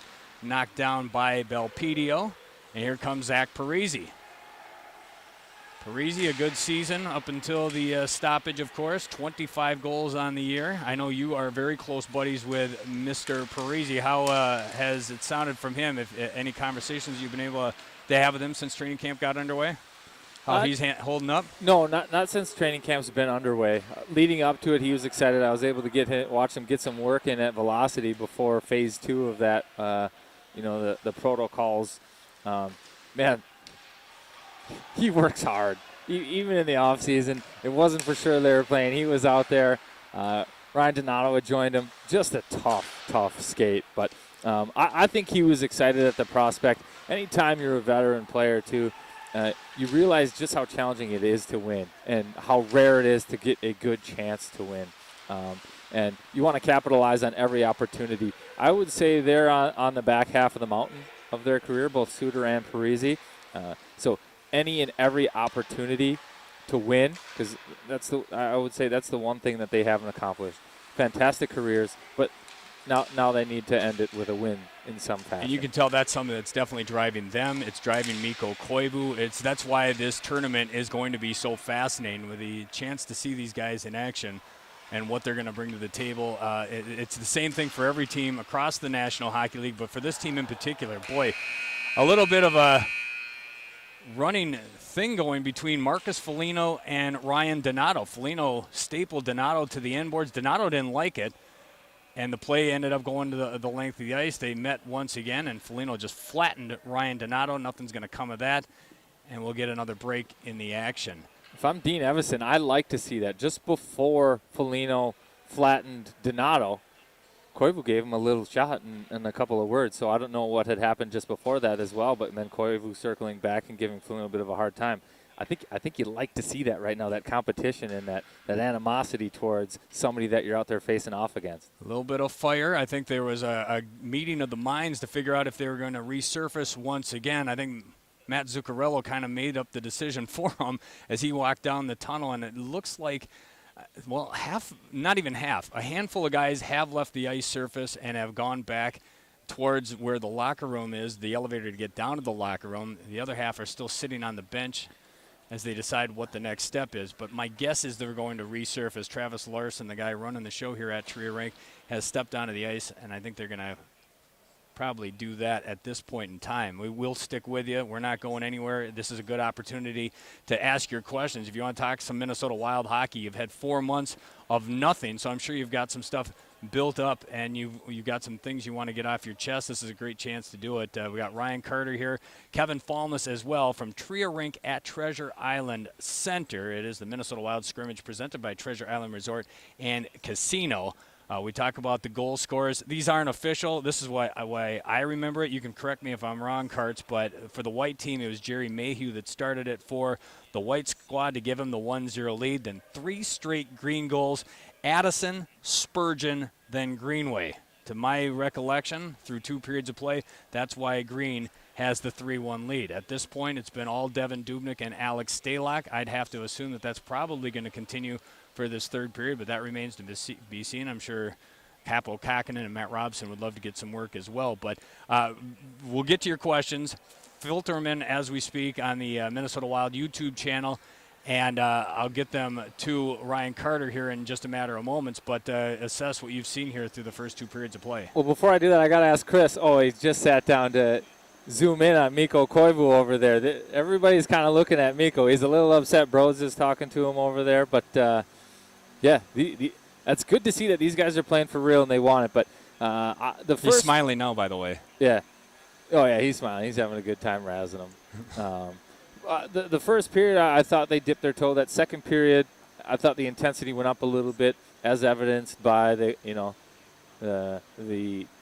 anger and animosity out of Captain Koivu right now. And obviously he's a tone setter too. So I think that's a good leadership move in an inter-squad scrimmage like this. Like, hey, this is for real. And again, this might be one of my last chances to win a cup, so take this serious. I want you to be good, and I want you to work because I want you at your best when I need you to be your best, and that's only like 10, 12 days from now, right? So that's a positive thing. I think the game tightened up a little bit as well. I think it was a little bit open the first period, start of the second period. They tightened things up structurally a little bit. But, yeah, now we're going to see. It's the final. These guys are professional competitors, and with the white squad being down 2 goals right now, let's see the push they make coming out of here. Here's a question from Hunter on the Minnesota Wild YouTube channel. Again, continue to send those questions in. I'll filter through these as best possible and bring them to Ryan Carter. Karts, this is going to be a question for the immediate future until Mikko Koivu officially steps down. But let's say, for the sake of argument, next year comes around and Mikko Koivu is no longer a member of the Minnesota Wild. As hard as that is to believe, that is a possibility. Who wears the captaincy next, in your opinion? who would be the odds-on favorite in your mind? Boy, my opinion does not matter at all. But I will say, in my experience being around teams and leadership and what really matters, I think the squad should go a while, and this is no disrespect to anybody in that locker room. The squad should probably go a year without a captain. Interesting. Rotate A's. You don't put a C on anybody's chest, and you see what emerges after that. But I don't think you rush to put a C on somebody's chest. They did it. They went without one for a while. I think Mikko Koivu was your guy for such a long time, and he's earned that. And this isn't to say that there isn't a clear-cut captain in there, but I don't know that I even would have a this is the guy right now. And there's a lot that goes into picking a captain. Like, you don't want to pick a guy that's going to be a UFA the next year, and maybe you have a captain for 1 year, and then you change the identity of your team. And you don't want to put the pressure on a young guy like Kevin Fiala. And I don't know him enough to know whether he could be the captain or not. But you see the teams give young, skilled star players the captaincy early. I don't know that you want to put the pressure on these guys, and all of that has to be factored in. But I think the play is patience, and out of respect for Koivu and everything he's done for the organization, you say, hey, there isn't somebody right now that we'd give that C to. Right now we got about 10 minutes before they next get on the ice for this third period. About half the team has gone back into the locker room. The way it's set up here in Tria Rink, the ice level is actually on the 5th floor here in the old Macy's building on the lower level, the event level, the 0 level, so 5 stories down. That's where the locker room is placed, and about half of the team has resorted to going back out there. The other half are still on the bench. About half of the green team is out there, including Mikko Koivu. About half of the white team is out there, including Marcus Foligno, as they watch the Zambonis do their job here at center ice. Chris Assey and Travis Larson manning the ship there as they give us a new sheet of ice as we bring this third period of play to your listening and viewing pleasure via the Minnesota Wild YouTube channel, live from Tria Rink in St. Paul, Tria Rink at Treasure Island Center. Let's talk a little Ryan Donato right now on the 4th line, battled for playing time at times during this season. Of course, the guy that was brought over to Minnesota in exchange for Charlie Coyle. This year, 14 goals, a career high in goals. This will be his second trip to the playoffs. We saw him get into it a little bit there with Marcus Foligno at the end of the second period. What have you thought about Ryan Donato, and what can he do for this club as we make our way into postseason play? 2 plays stood out to me out of Ryan Donato there. He had 2 odd man rushes. He tried to shoot both of them. He got 1 shot off, 1 he didn't get off. But I like that his mentality right now is getting back to, hey, this is real hockey. I got an odd man rush. I got to shoot it. I also like, and I give him credit, he knows his strengths as a player, and he knows his skill set. And I think his number 1 asset is his shot. So when he gets in a situation or a spot to shoot it, he's going to, because he knows that's what he's the best at. And I think, this year he had a good year, 14 goals. He probably only averaged 10 minutes of ice every game. And to put 14 up on I played 4th line 8, 10 minutes, 12 minutes a night. It is tough to get scoring chances. And the few scoring chances he got, he put away. And to put 14 up there without power play time and a lot of things, man, that's impressive. Maybe he gets a chance here to earn some more minutes at some point in the future. But, yeah, offensively, he's there. I like that he knows his game for a young player. He knows his strengths, and he plays to them. We talk about being here at Tria Rink at Treasure Island Center, a magnificent facility right up the street from XL Energy Center. I don't think you can beat XL Energy Center for a place to go watch a hockey game. That goes without saying. It is top of the mountain, no doubt about it. But the guts of that building have become a little bit outdated. This kind of makes up for it, doesn't it? And that's one of the questions here from William Longstreet on the Minnesota Wild YouTube channel. Ryan, what's your favorite feature of Tria Rink? It's the locker room downstairs and the amenities. So the guys and the game has changed, and what the players need has changed. They have a phenomenal facility down there. The locker room is cool, where they just get to sit and assemble and be a group, but they also have all the amenities that they need. They got the hot tub, the cold tub down there for injury, the fitness center down there, their workout area. is second to none that I've seen at any facility. But what I love the most, probably the kitchen. I mean, how great is it? How great is it? They have a chef in there making them unbelievable meals every day. But that's what's changed is you put so much into these players. Why would you want to not go the extra mile and make sure that they're eating good, healthy foods instead of these guys running over and eating something fast food on their way home from the rink just because it's easier? A lot of these guys are single and live on their own, and they're not going to cook a meal every single day and night. So to provide that for them makes perfect sense. I'm just a little bit jealous that it all came together after I was able to utilize it. It's unreal, yeah. What they've been able to construct out of this thing, again, putting the rink on the 5th floor and then having this awesome facility in the basement, not only with the locker room, this amazing kitchen, the workout facility. There's a track you can run down there. They've got a pool. They've got a hot tub. It's really incredible, and it's definitely really neat to see what they were able to do out of a building that was basically abandoned not all that long ago. If you are just joining us, we did talk a little bit about one of the new guys in Kalen Addison earlier in the broadcast, wearing the number 59 on his back, has one of the goals, a blue liner that was acquired in exchange for Jason Zucker, he and Alex Galchenyuk. And, of course, he was a second-round pick by Pittsburgh in 2018, one of their prize prospects, now a member of the Minnesota Wild, did score the first goal for Team Green and help them get off to a 3-1 advantage here heading into this third period. Brandon Quast wants not only your opinion of Kalen Addison, Ryan, but also your opinion of his flow and stash as he makes his way through this training camp. Oh, well, I'm a huge fan of his stash. I feel like if we put some aviators on there, he'd be a perfect – get him on a motorcycle, it'd be a – Top Gun, man. Or Chip, California Highway Patrol right there. I certainly do like that. I also like the confidence. I really do, of a young kid coming into a spot where he doesn't know any of these guys. He's never met them before. Sporting a duster and some curly hair like that and saying, hey, this is me. Let's go play hockey. And, I do like that. I think it says something about him. He's been good out here tonight. Specifically his skating has stood out. He's confident with the puck. He plays with his head up. You can see that right off the bat pretty easy. But he uses his feet. He's jumped. He's made a couple of nice pinches to keep pucks alive and in the offensive zone. So, he's certainly going to be a good player. Very comparable to somebody like Jared Spurgeon. We hear that a lot. A little bit different skating style, but I'm actually envious of the locks that he's sporting right now.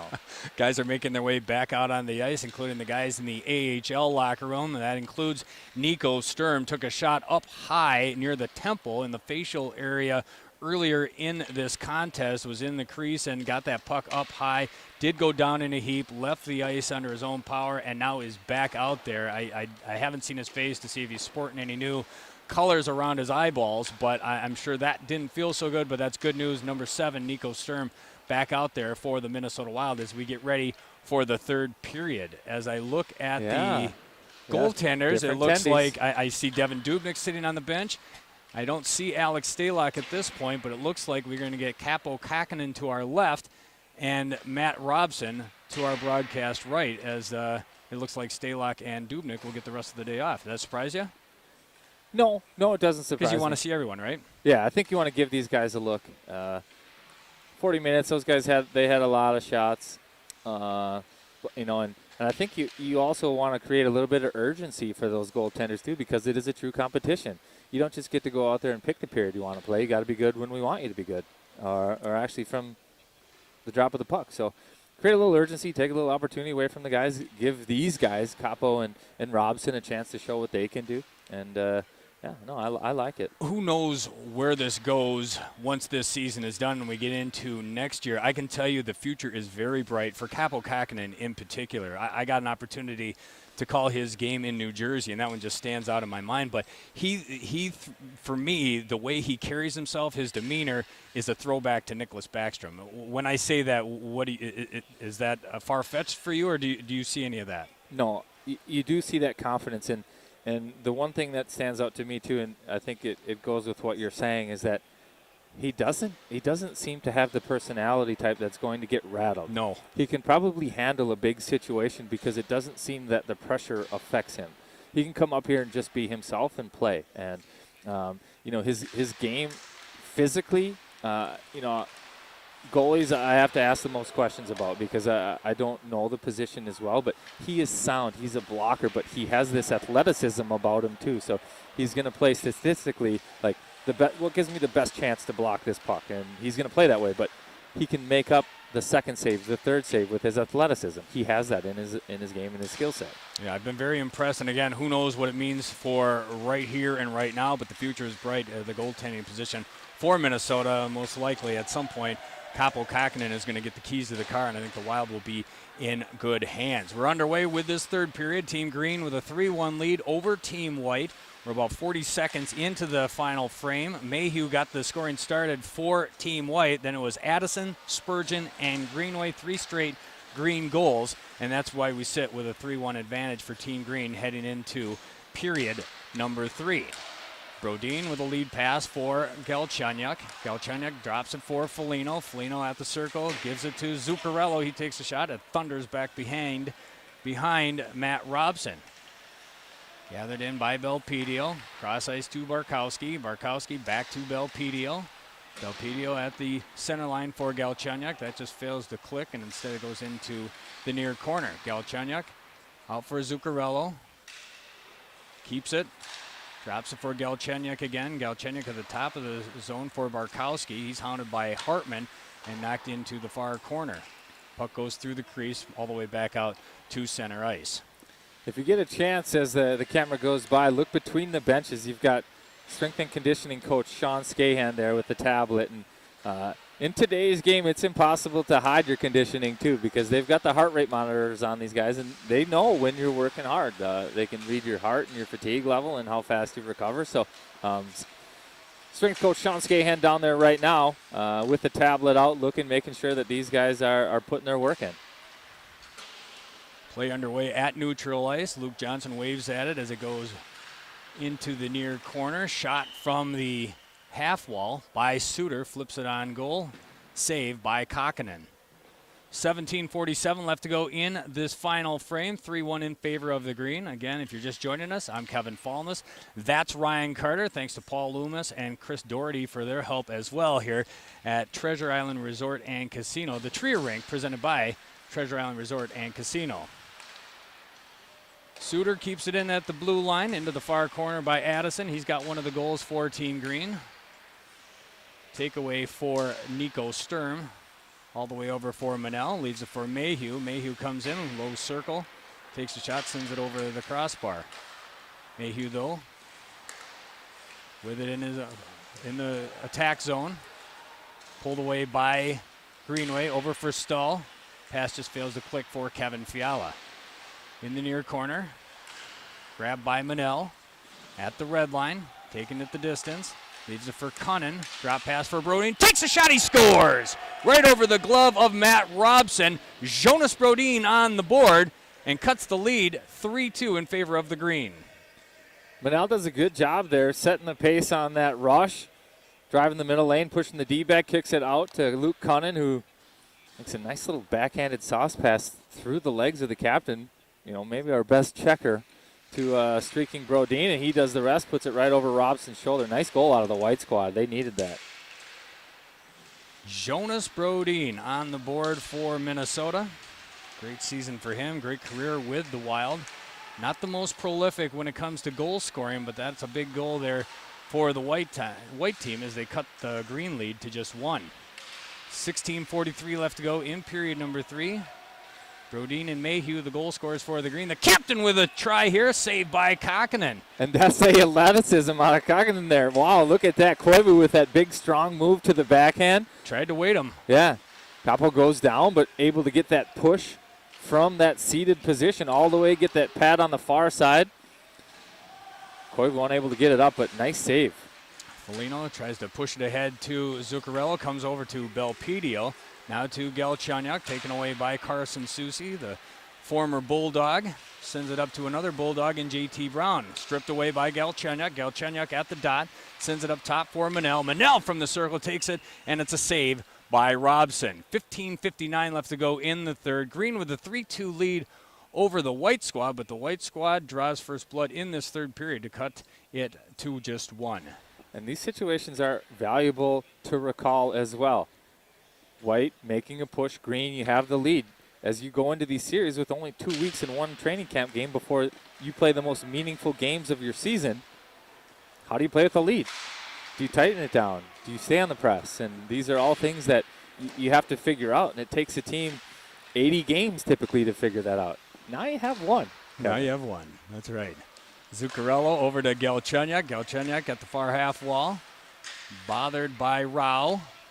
Rao still on him. Galchenyuk maintaining possession. Leaves it for Belpedio. Belpedio, a little spin move inside the blue line. Takes it all the way back behind Robson.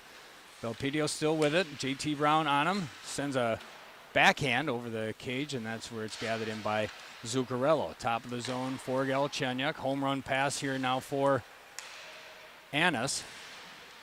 Couldn't gather it in. Instead, it's grabbed by Manel. And now it'll be Belpedio with it. Tries the pass, hits some skates, goes back to Manel in his own zone. 15 minutes left to go in the third, 3-2 in favor of the green team. Action picking up, heating up a little bit here at Tria Rink. It's the Minnesota Wild scrimmage presented by Treasure Island Resort and Casino. Fiala with it between the circles, takes the shot, and it looks like it hit a body and will go up into the protective netting. Fiala definitely has stood out here. It doesn't look like the off time has done much to hamper his game thus far. Ryan. No, it does not, and I think that actually went off of the bar, but this line in general has been great. Right there, Eric Stahl, good recognition. He had Brennan Manel behind the net, all on an island by himself. Goes in there with a good stick, turns the puck over. Jared Spurgeon active along the wall again, and Fiala able to walk through the slot and get a good shot. Fiala sends one up to Ryan Suter, takes the uncharacteristic snapshot, gets that stick about up to shoulder height. Doesn't quite make it through, though, to Kakkonen, and now here comes Team White, led by Nico Sturm. Jared Spurgeon in position to keep him away from the puck. Out to the far half wall, that's going to be Mayhew. Over for Brodin, back to Dumb on the right side, takes the shot. That one just goes high and wide. Out to center ice, Jonas Brodin, the only goal of this third period for the white team to cut the 3-2 lead to just one. Now it's Donato. Donato and Foligno, a little bit of fireworks at the end of the second period. He keeps it this time, though. Takes the shot saved by Kakkonen. Nice little rush by Donato down the right side, but Kakkonen up to the task, and we'll get a face-off to his left. 13:56 left to go in this third period. Mikko Koivu on the dot for Team Green up against Joel Erikssonek. Puck is dropped, won by Koivu, over for Hunt. Cross ice to Susi at the left point, just flips one in on net. Doesn't quite make it through to Kakkonen. Instead, it's over to Barkowski. Now for Joel Erikssonek, trying to get it up the left side, but he's rubbed out of the play by Mikko Koivu. Koivu gives him no room to move. And it's Hartman back out to Donato. Over for Parisi, back to Cunnin. Played by Barkowski, over for Parisi. Green team able to gather it in, though. Home run pass from Susi to Donato, thwarted by Kakkonen. Belpedio with it. Up top, turnover. This will be Johnson with a chance, but that hits some lumber. And it'll go harmlessly to the left. Out in front again, mad scramble. Hartman with it. And it's knocked away from the crease. Good chance for Ryan Hartman, trying to do some damage. Second line for Team Green, probably on the fourth line with Mikko Koivu and Ryan Donato once play gets going for real. Here comes Marcus Foligno with a burst of speed down the right side. Bobbles it a little bit up close to Matt Robson. Robson able to cover it, and we'll get another faceoff. 12:43 left to go in the third. It's 3-2 in favor of Team Green. Yeah, there Foligno tries a little power move as well, but as you mentioned, that puck just flipped on him. I think he's trying to go backhand, bring it to the forehand quick, a quick little chip over Robson's blocker, but it flubbed on him and actually almost fooled Robson. Back underway. Face-off won by the white team. Shoots, he scores! Jonas Brodin, second goal of the game, second goal of the period, and we're knotted at 3 apiece. So Brodin, smooth skating Brodin, 2 goals all year. Now he's got 2 in the last couple of minutes. That actually reminds me, I'll tell a story myself. It took me like 20-something games to get my first goal, and boy, was it stressful. You want that first one bad. Against Marty Brodeur, And then I scored the next one 8 minutes later. It's like, come on, did I really have to play 20-something games? Couldn't we have spread this out? I got a little bit of trivia for you, and it's pretty much a dead giveaway, but do you know who the current Minnesota Wild Ironman is with 171 consecutive games? Minnesota Ironman, 171 consecutive games. I'm going to say Jonas Brodin. That is correct. Jonas Brodin, like you said, just 2 goals in the regular season, now has 2 goals in this training camp game. However, did set a career high in points with 28 and assists with 26. This will be his 7th trip to the postseason. The Wild Ironman, Jonas Brodin, with a pair of goals in this 3rd period to tie the game at 3 apiece. That's where we sit with 11:45 left to go. I'm going to say in regulation. I have no idea what they'll do if this thing is tied once we get to all zeros on the clock. My guess is they'll do some sort of overtime. I don't know that they really need to practice the shootout at this point, but you never know. Yeah. Right. We'll see what happens when we get there.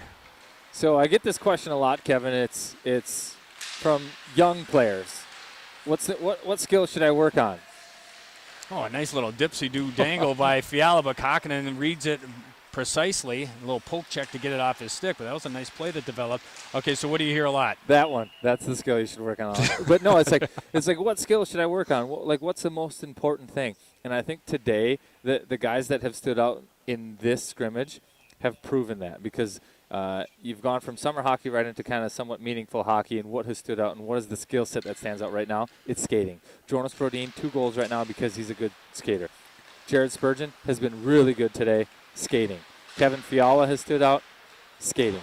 Probably 3 of the best skaters on the Wild today, right? So it's not so much about your toe drag or anything. Skating is the number 1 most important thing, in my opinion, in today's game. These guys that are good skaters and spend their time working on skating today stand out as 3 of the better players out here today. Yeah, everyone talks about Jared Spurgeon being an underrated player in the National Hockey League, and that might be true. I don't know that Fiala with a little grab there between the circles, hauled down. If we were having penalties, he probably drew one there. There are no penalties, so he'll skate off in disgust and a little bit of anger. But we talk about Spurgeon being one of the most underrated players in the National Hockey League. Another good-kept secret that I think Wild fans know quite well is Jonas Brodin. Just such a smooth skater, and what he can do with the puck and what he can do when he's got some wind beneath his skates there. Boy, he can do some magic, and of course that's what drew the eyes of the Wild in the first place and why they drafted him so long ago. But he's just continued to get better and better. Well, he's so good with his feet. If you watch closely and just give him the ISO cam, he purposely puts pucks in his skates because he knows his feet can handle it. It's a spot that he can protect it. He moves them so well. He's got such great balance. I mean, I think it comes from a soccer background. You play soccer. I play soccer with him to warm up, and I mean, he just has phenomenal feet in the skating, and that's entirely what his game is predicated on. And today he showed that he can score, but a lot of times he just defers not to use his feet offensively. He's just content to do it with defensive plays and through the neutral zone and protecting the puck and making breakouts and being first guy in there on a dumped puck. But over time, his game has evolved to create a little bit of offense, and I think at times it would be nice to see him jump up and be a little bit more active offensively because he has that skating ability where he can recover. That's the strength of your game. Get up there, take a little bit of risk because you have the wheels that can recover. I remember what he was like when he first came to this team, and I'm not talking even about his on-ice persona, but his off-ice persona. He was so quiet, he was so meek, and now there's another side of Jonas Brodin where he's got a good sense of humor. He's best friends with Matt Dumba. I think that helps bring it out of him a little bit as well. But that kid that I remember that they drafted, and I think it was 2011, compared to the kid a man that we see now in Jonas Brodin, it's amazing to see how a guy like that has continued to develop both on and off the ice. Chance here for the white team, knocked down by Robson. 8:29 left to go in this final period. Jonas Brodin has scored twice in this 3rd period to pull the white team even with the green. A little bit of a rally here for the white team. Now Matt Dumba trying to give them their first lead since Mayhew broke the ice and made it 1-0 back early in the first. Dumba out for Barkowski. Barkowski back out to Dumba.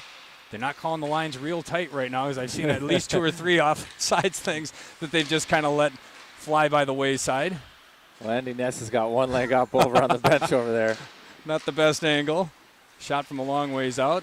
Blocker saved by Robson into the far corner. Barkowski over for Sturm, tries to get it out to Mayhew. Instead, it's grabbed by Rao. Rao the other direction, surrounded by white jerseys, but is able to get out to Fiala. Keeps it in on sides, but it squirts out to center ice, and that's where it's taken by Stahl. Left for Suter. Suter leading the rush, out for Fiala. Back across the ice to Stahl. Stahl tries to get it between the circles. One-timer fanned on by Fiala, and it's pulled in by Belpedio. Out to Stahl. Tries to take it away from Nico Sturm. Mayhew was there waiting for it, but so too was Carson Soucy. Greenway with it, though. At neutral ice for Spurgeon. Spurgeon a goal and an assist for Team Green. Out to Stahl. Now Soucy in pursuit. Gathers his own pass. Out for Fiala. Between the circles, he's dangerous. Takes the shot right into the navel of Kaapo Kakkonen. He'll swallow that up, and we'll get another faceoff. 6:56 left to go in the third. It's 3-3 from Trier Rink in St. Paul. Keep those questions coming in on the Minnesota Wild YouTube page. We've got a bunch of them coming. I'm trying to watch them as best possible as we bring you the action here, the closing 7 minutes of this first scrimmage of training camp, first of 2 scrimmages. The next one coming up 11 a.m. next Thursday, again from Trier Rink. Minnesota Wild scrimmage provided by our friends and presented by Treasure Island Resort and Casino. We're back at it again 11 a.m. next Thursday. Then the team will head to Edmonton. They'll have an exhibition game with the Colorado Avalanche on July 29th. You'll catch that action at 1:30 on the 29th. On FM 100.3 The Fan, your flagship for Wild hockey in the state of hockey. Also at wild.com/radio. You can find a radio station near you. And, of course, FSN will have all the coverage as well. Anthony LaPanta on the mic for that, along with Ryan Carter and Wes Walls. A 3-man booth. I'm very anxious to see how you guys pull that off. It's going to be amazing. I just know it. Yeah, I think it'll be great. I mean, I've had a game where I worked between the benches, so 2 in the analyst role in that sense. Just a matter of, it should be great. Foligno for Dumba. Dumba showing the moves, but knocked off the puck by Robson. Didn't get the shot off, but did have some great real estate there in the low circles. J.T. Brown for Addison. Centering pass. Waved at by Luke Johnson. Keeps it.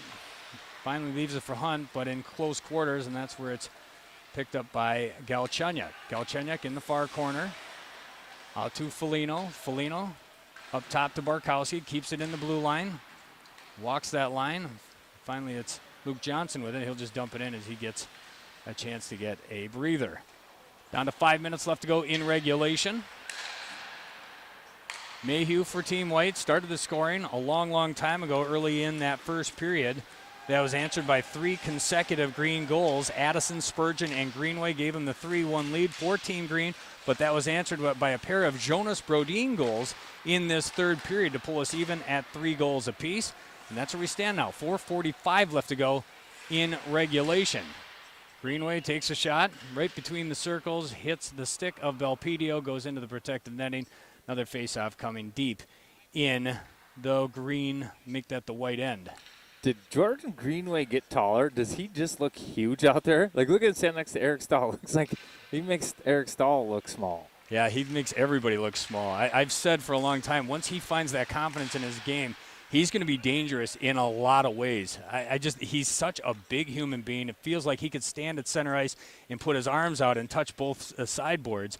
That might be a little bit of an exaggeration, but he's a huge human being, and when he realizes how dangerous he is, he's got the opportunity to wreak havoc in the National Hockey League. Yeah, no, I don't think he fully understands yet how to utilize his body either. I think last year, towards the end of the year, I should say towards the pause, he started to figure out how to use that big frame in front of the net and box people out and get position. He's a nice guy, and I think sometimes he doesn't want to step on people's toes, but I think once he dials that in and gets that edge and the understanding and awareness that his body is probably his biggest asset, and the more he starts to use it, the more success he'll have, he will be a dangerous and a a producing player for the Minnesota Wild offensively. Dangerous shot by Suter, sends it through traffic, but Kakkonen able to knock it down and keep this a 3-3 game. 3:50 left to go. We got a broken stick in the middle of the action. Team Green not happy with how things are developing here. Drop pass for Dumba, save by Robson. Mayhew denied by Robson on the nice feed set up by Matt Dumba, but Robson up to the challenge to keep this even at 3 goals apiece. Yeah, good play by Dumba there to find Mayhew on the backside and Robson with the save. But hey, here with this angle, you get another look at a cool feature from Trio Rink here. It looks like it's about 9:30 p.m. through that glass. It does. You know, to keep the glare off of the ice, or maybe that there's a storm coming. But no, that's cool. Another cool feature of Tria here is they've put in this special glass that tints so things don't get a little bit too bright for players and goaltenders out there on the ice. Speaking of Treasure Island Resort and Casino, you go into most of those casinos and it's dark and dingy. They don't want you to realize what time it is outside. That's kind of the feeling here. You're not really sure what time of day it is if you just look at what's going on out here, because like you say, it always feels like it's dark, and it's like wearing sunglasses all the time when you try to look outside. Yeah, I'm getting a little bit hungry. I'm thinking, man, it's time for dinner. Wait, I haven't even had lunch yet.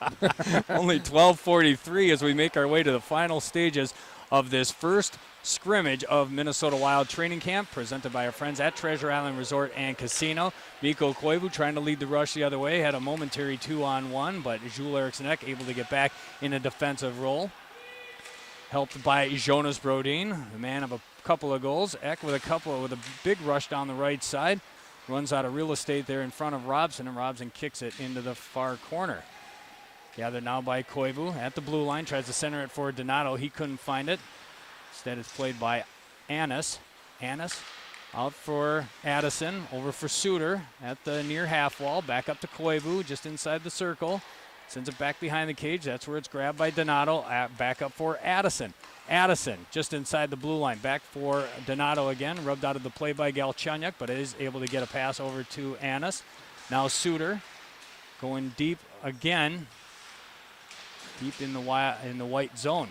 Koivu back up top to J.T. Brown. He takes a shot and it hits the legs of Luke Cunnin.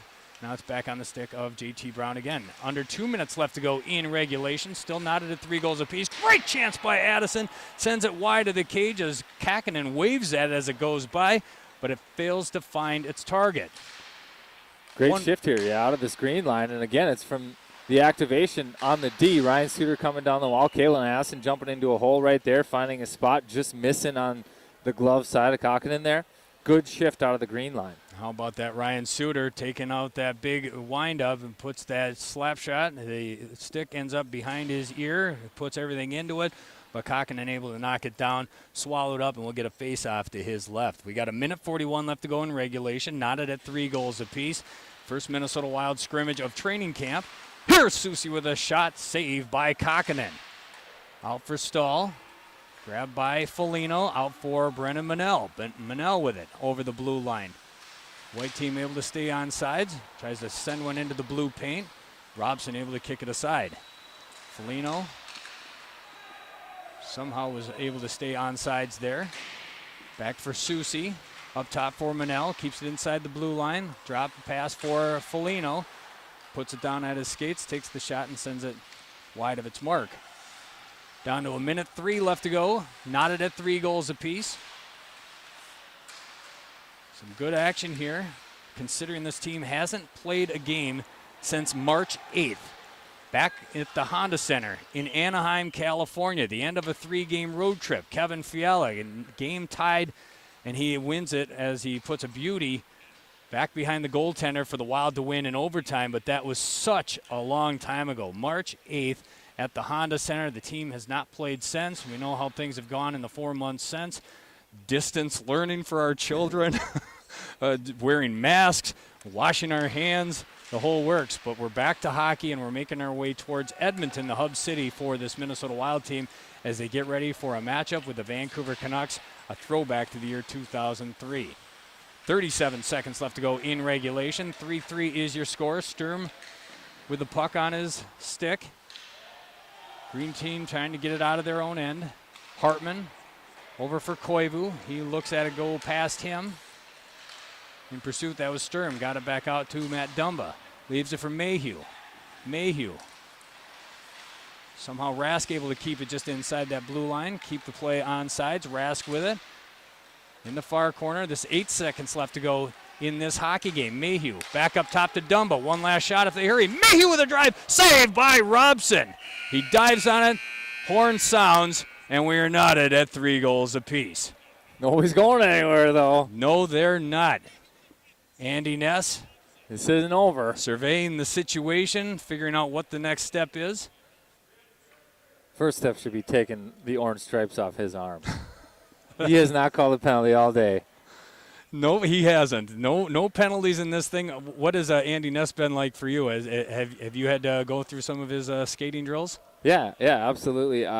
No, they've been great, both the Nesses. Yeah, and Andy he's turned into like a skill guy, like really good helping players on their edges come out, handle pucks, shoot, get them in scoring areas. He does a phenomenal job working on slide stop turns and certain skill sets in terms of the skating coming off of the wall. So, yeah, just really an expert in all things skating and skills associated with skating. Those of you watching on the Minnesota Wild YouTube, we're here at Trier Rink in St. Paul, and we're all going to find out at the same time what they're going to do for this overtime period. 3-on-2. That would be interesting. That would be a wrinkle. Okay, 3-on-3.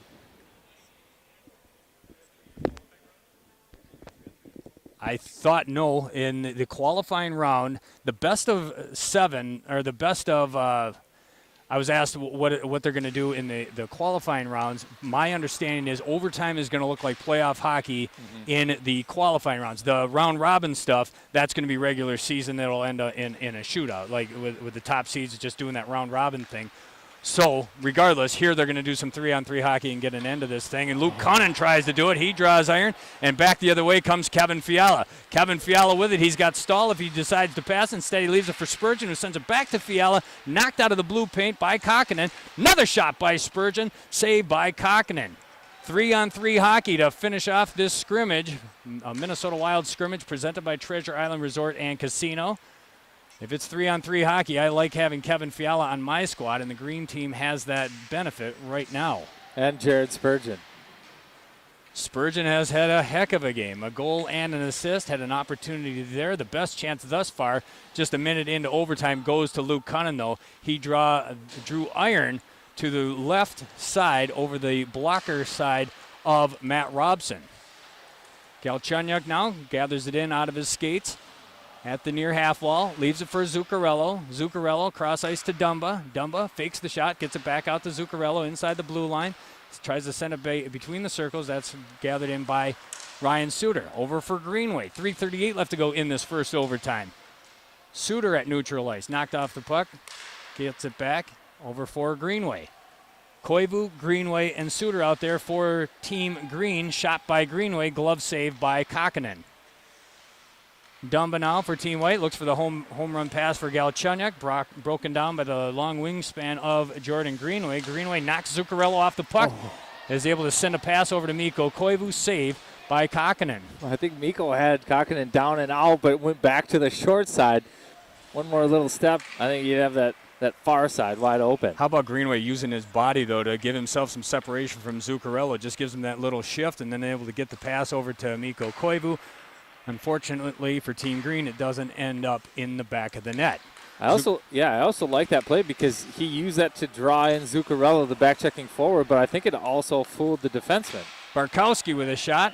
Hits the stick of Hartman, goes into the netting back behind Matt Robson. We're going to get another face-off. 3-3 is your score. 2:41 left to go in this overtime. If you're just joining us, again, thank you for stopping by. I'm Kevin Fallness along with Ryan Carter. The goal scorers thus far for Team Green, it was Addison, Spurgeon, and Greenway in combination to put Green up 3-1. Mayhew started the scoring for Team White, followed by a pair of Jonas Brodin goals in this third period. That's what pulled us even. Shoots, he scores! Parisi might have been touched by Nico Sturm, gets it past Matt Robson with 2:33 left to go in overtime.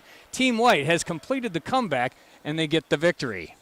And White, who one good period, I thought Green was the better squad. They had the better of White for the majority of today, but White leaving victorious on a deflected puck. I think Parisi if this was official, he'd get credit for that one. I think it was off the defenseman's stick, and then that. I can see him lobbying to Andy Ness as we speak. I got that one. I think that was mine. Nico didn't touch it. Yep. Regardless of who got it, it was still a fantastic finish. Good game here by both squads. Like you said, Green probably had the majority of the play, but there were some good things to build upon here, Ryan. When I look at some of the things, we talked a lot about Jared Spurgeon. Kevin Fiala looked great. I tell you, Kalen Addison grabbed my attention. And not only that, I look at the play of Jonas Brodin, a couple of goals there in that third period to help Team White. Yeah, and those obviously are all positive things. I think for me, flying up a little bit further, 10,000 feet, a little bit more important that the intensity of the game got higher and higher down the stretch. And now you got to find a way to maintain that intensity into tomorrow's practice and then eventually into Thursdays, and then somehow keep that momentum trending upwards to where your game finds itself come their opportunity to play Colorado. Well, Minnesota Wild training camp will continue through the week. Like you said, tomorrow actually they get the day off, a rare day off here in the middle of training camp. They're going to have a team building exercise come Monday. Then they'll definitely hit the ice come Tuesday as they get ready for that second training camp scrimmage coming up next Thursday. You enjoyed this one. Hopefully you'll join us again next Thursday at 11 a.m. Kevin Fallness, Ryan Carter will be back at the dials once again, not only on the Minnesota Wild YouTube channel, but will also be on your radio dial in the Twin Cities on KFAN Plus and via iHeartRadio, via their iHeartRadio app. Just do a search for KFAN Plus. Want to thank everyone for being involved today. Paul Loomis, Chris Doherty doing a great job doing whatever it is that they do to my broadcast left.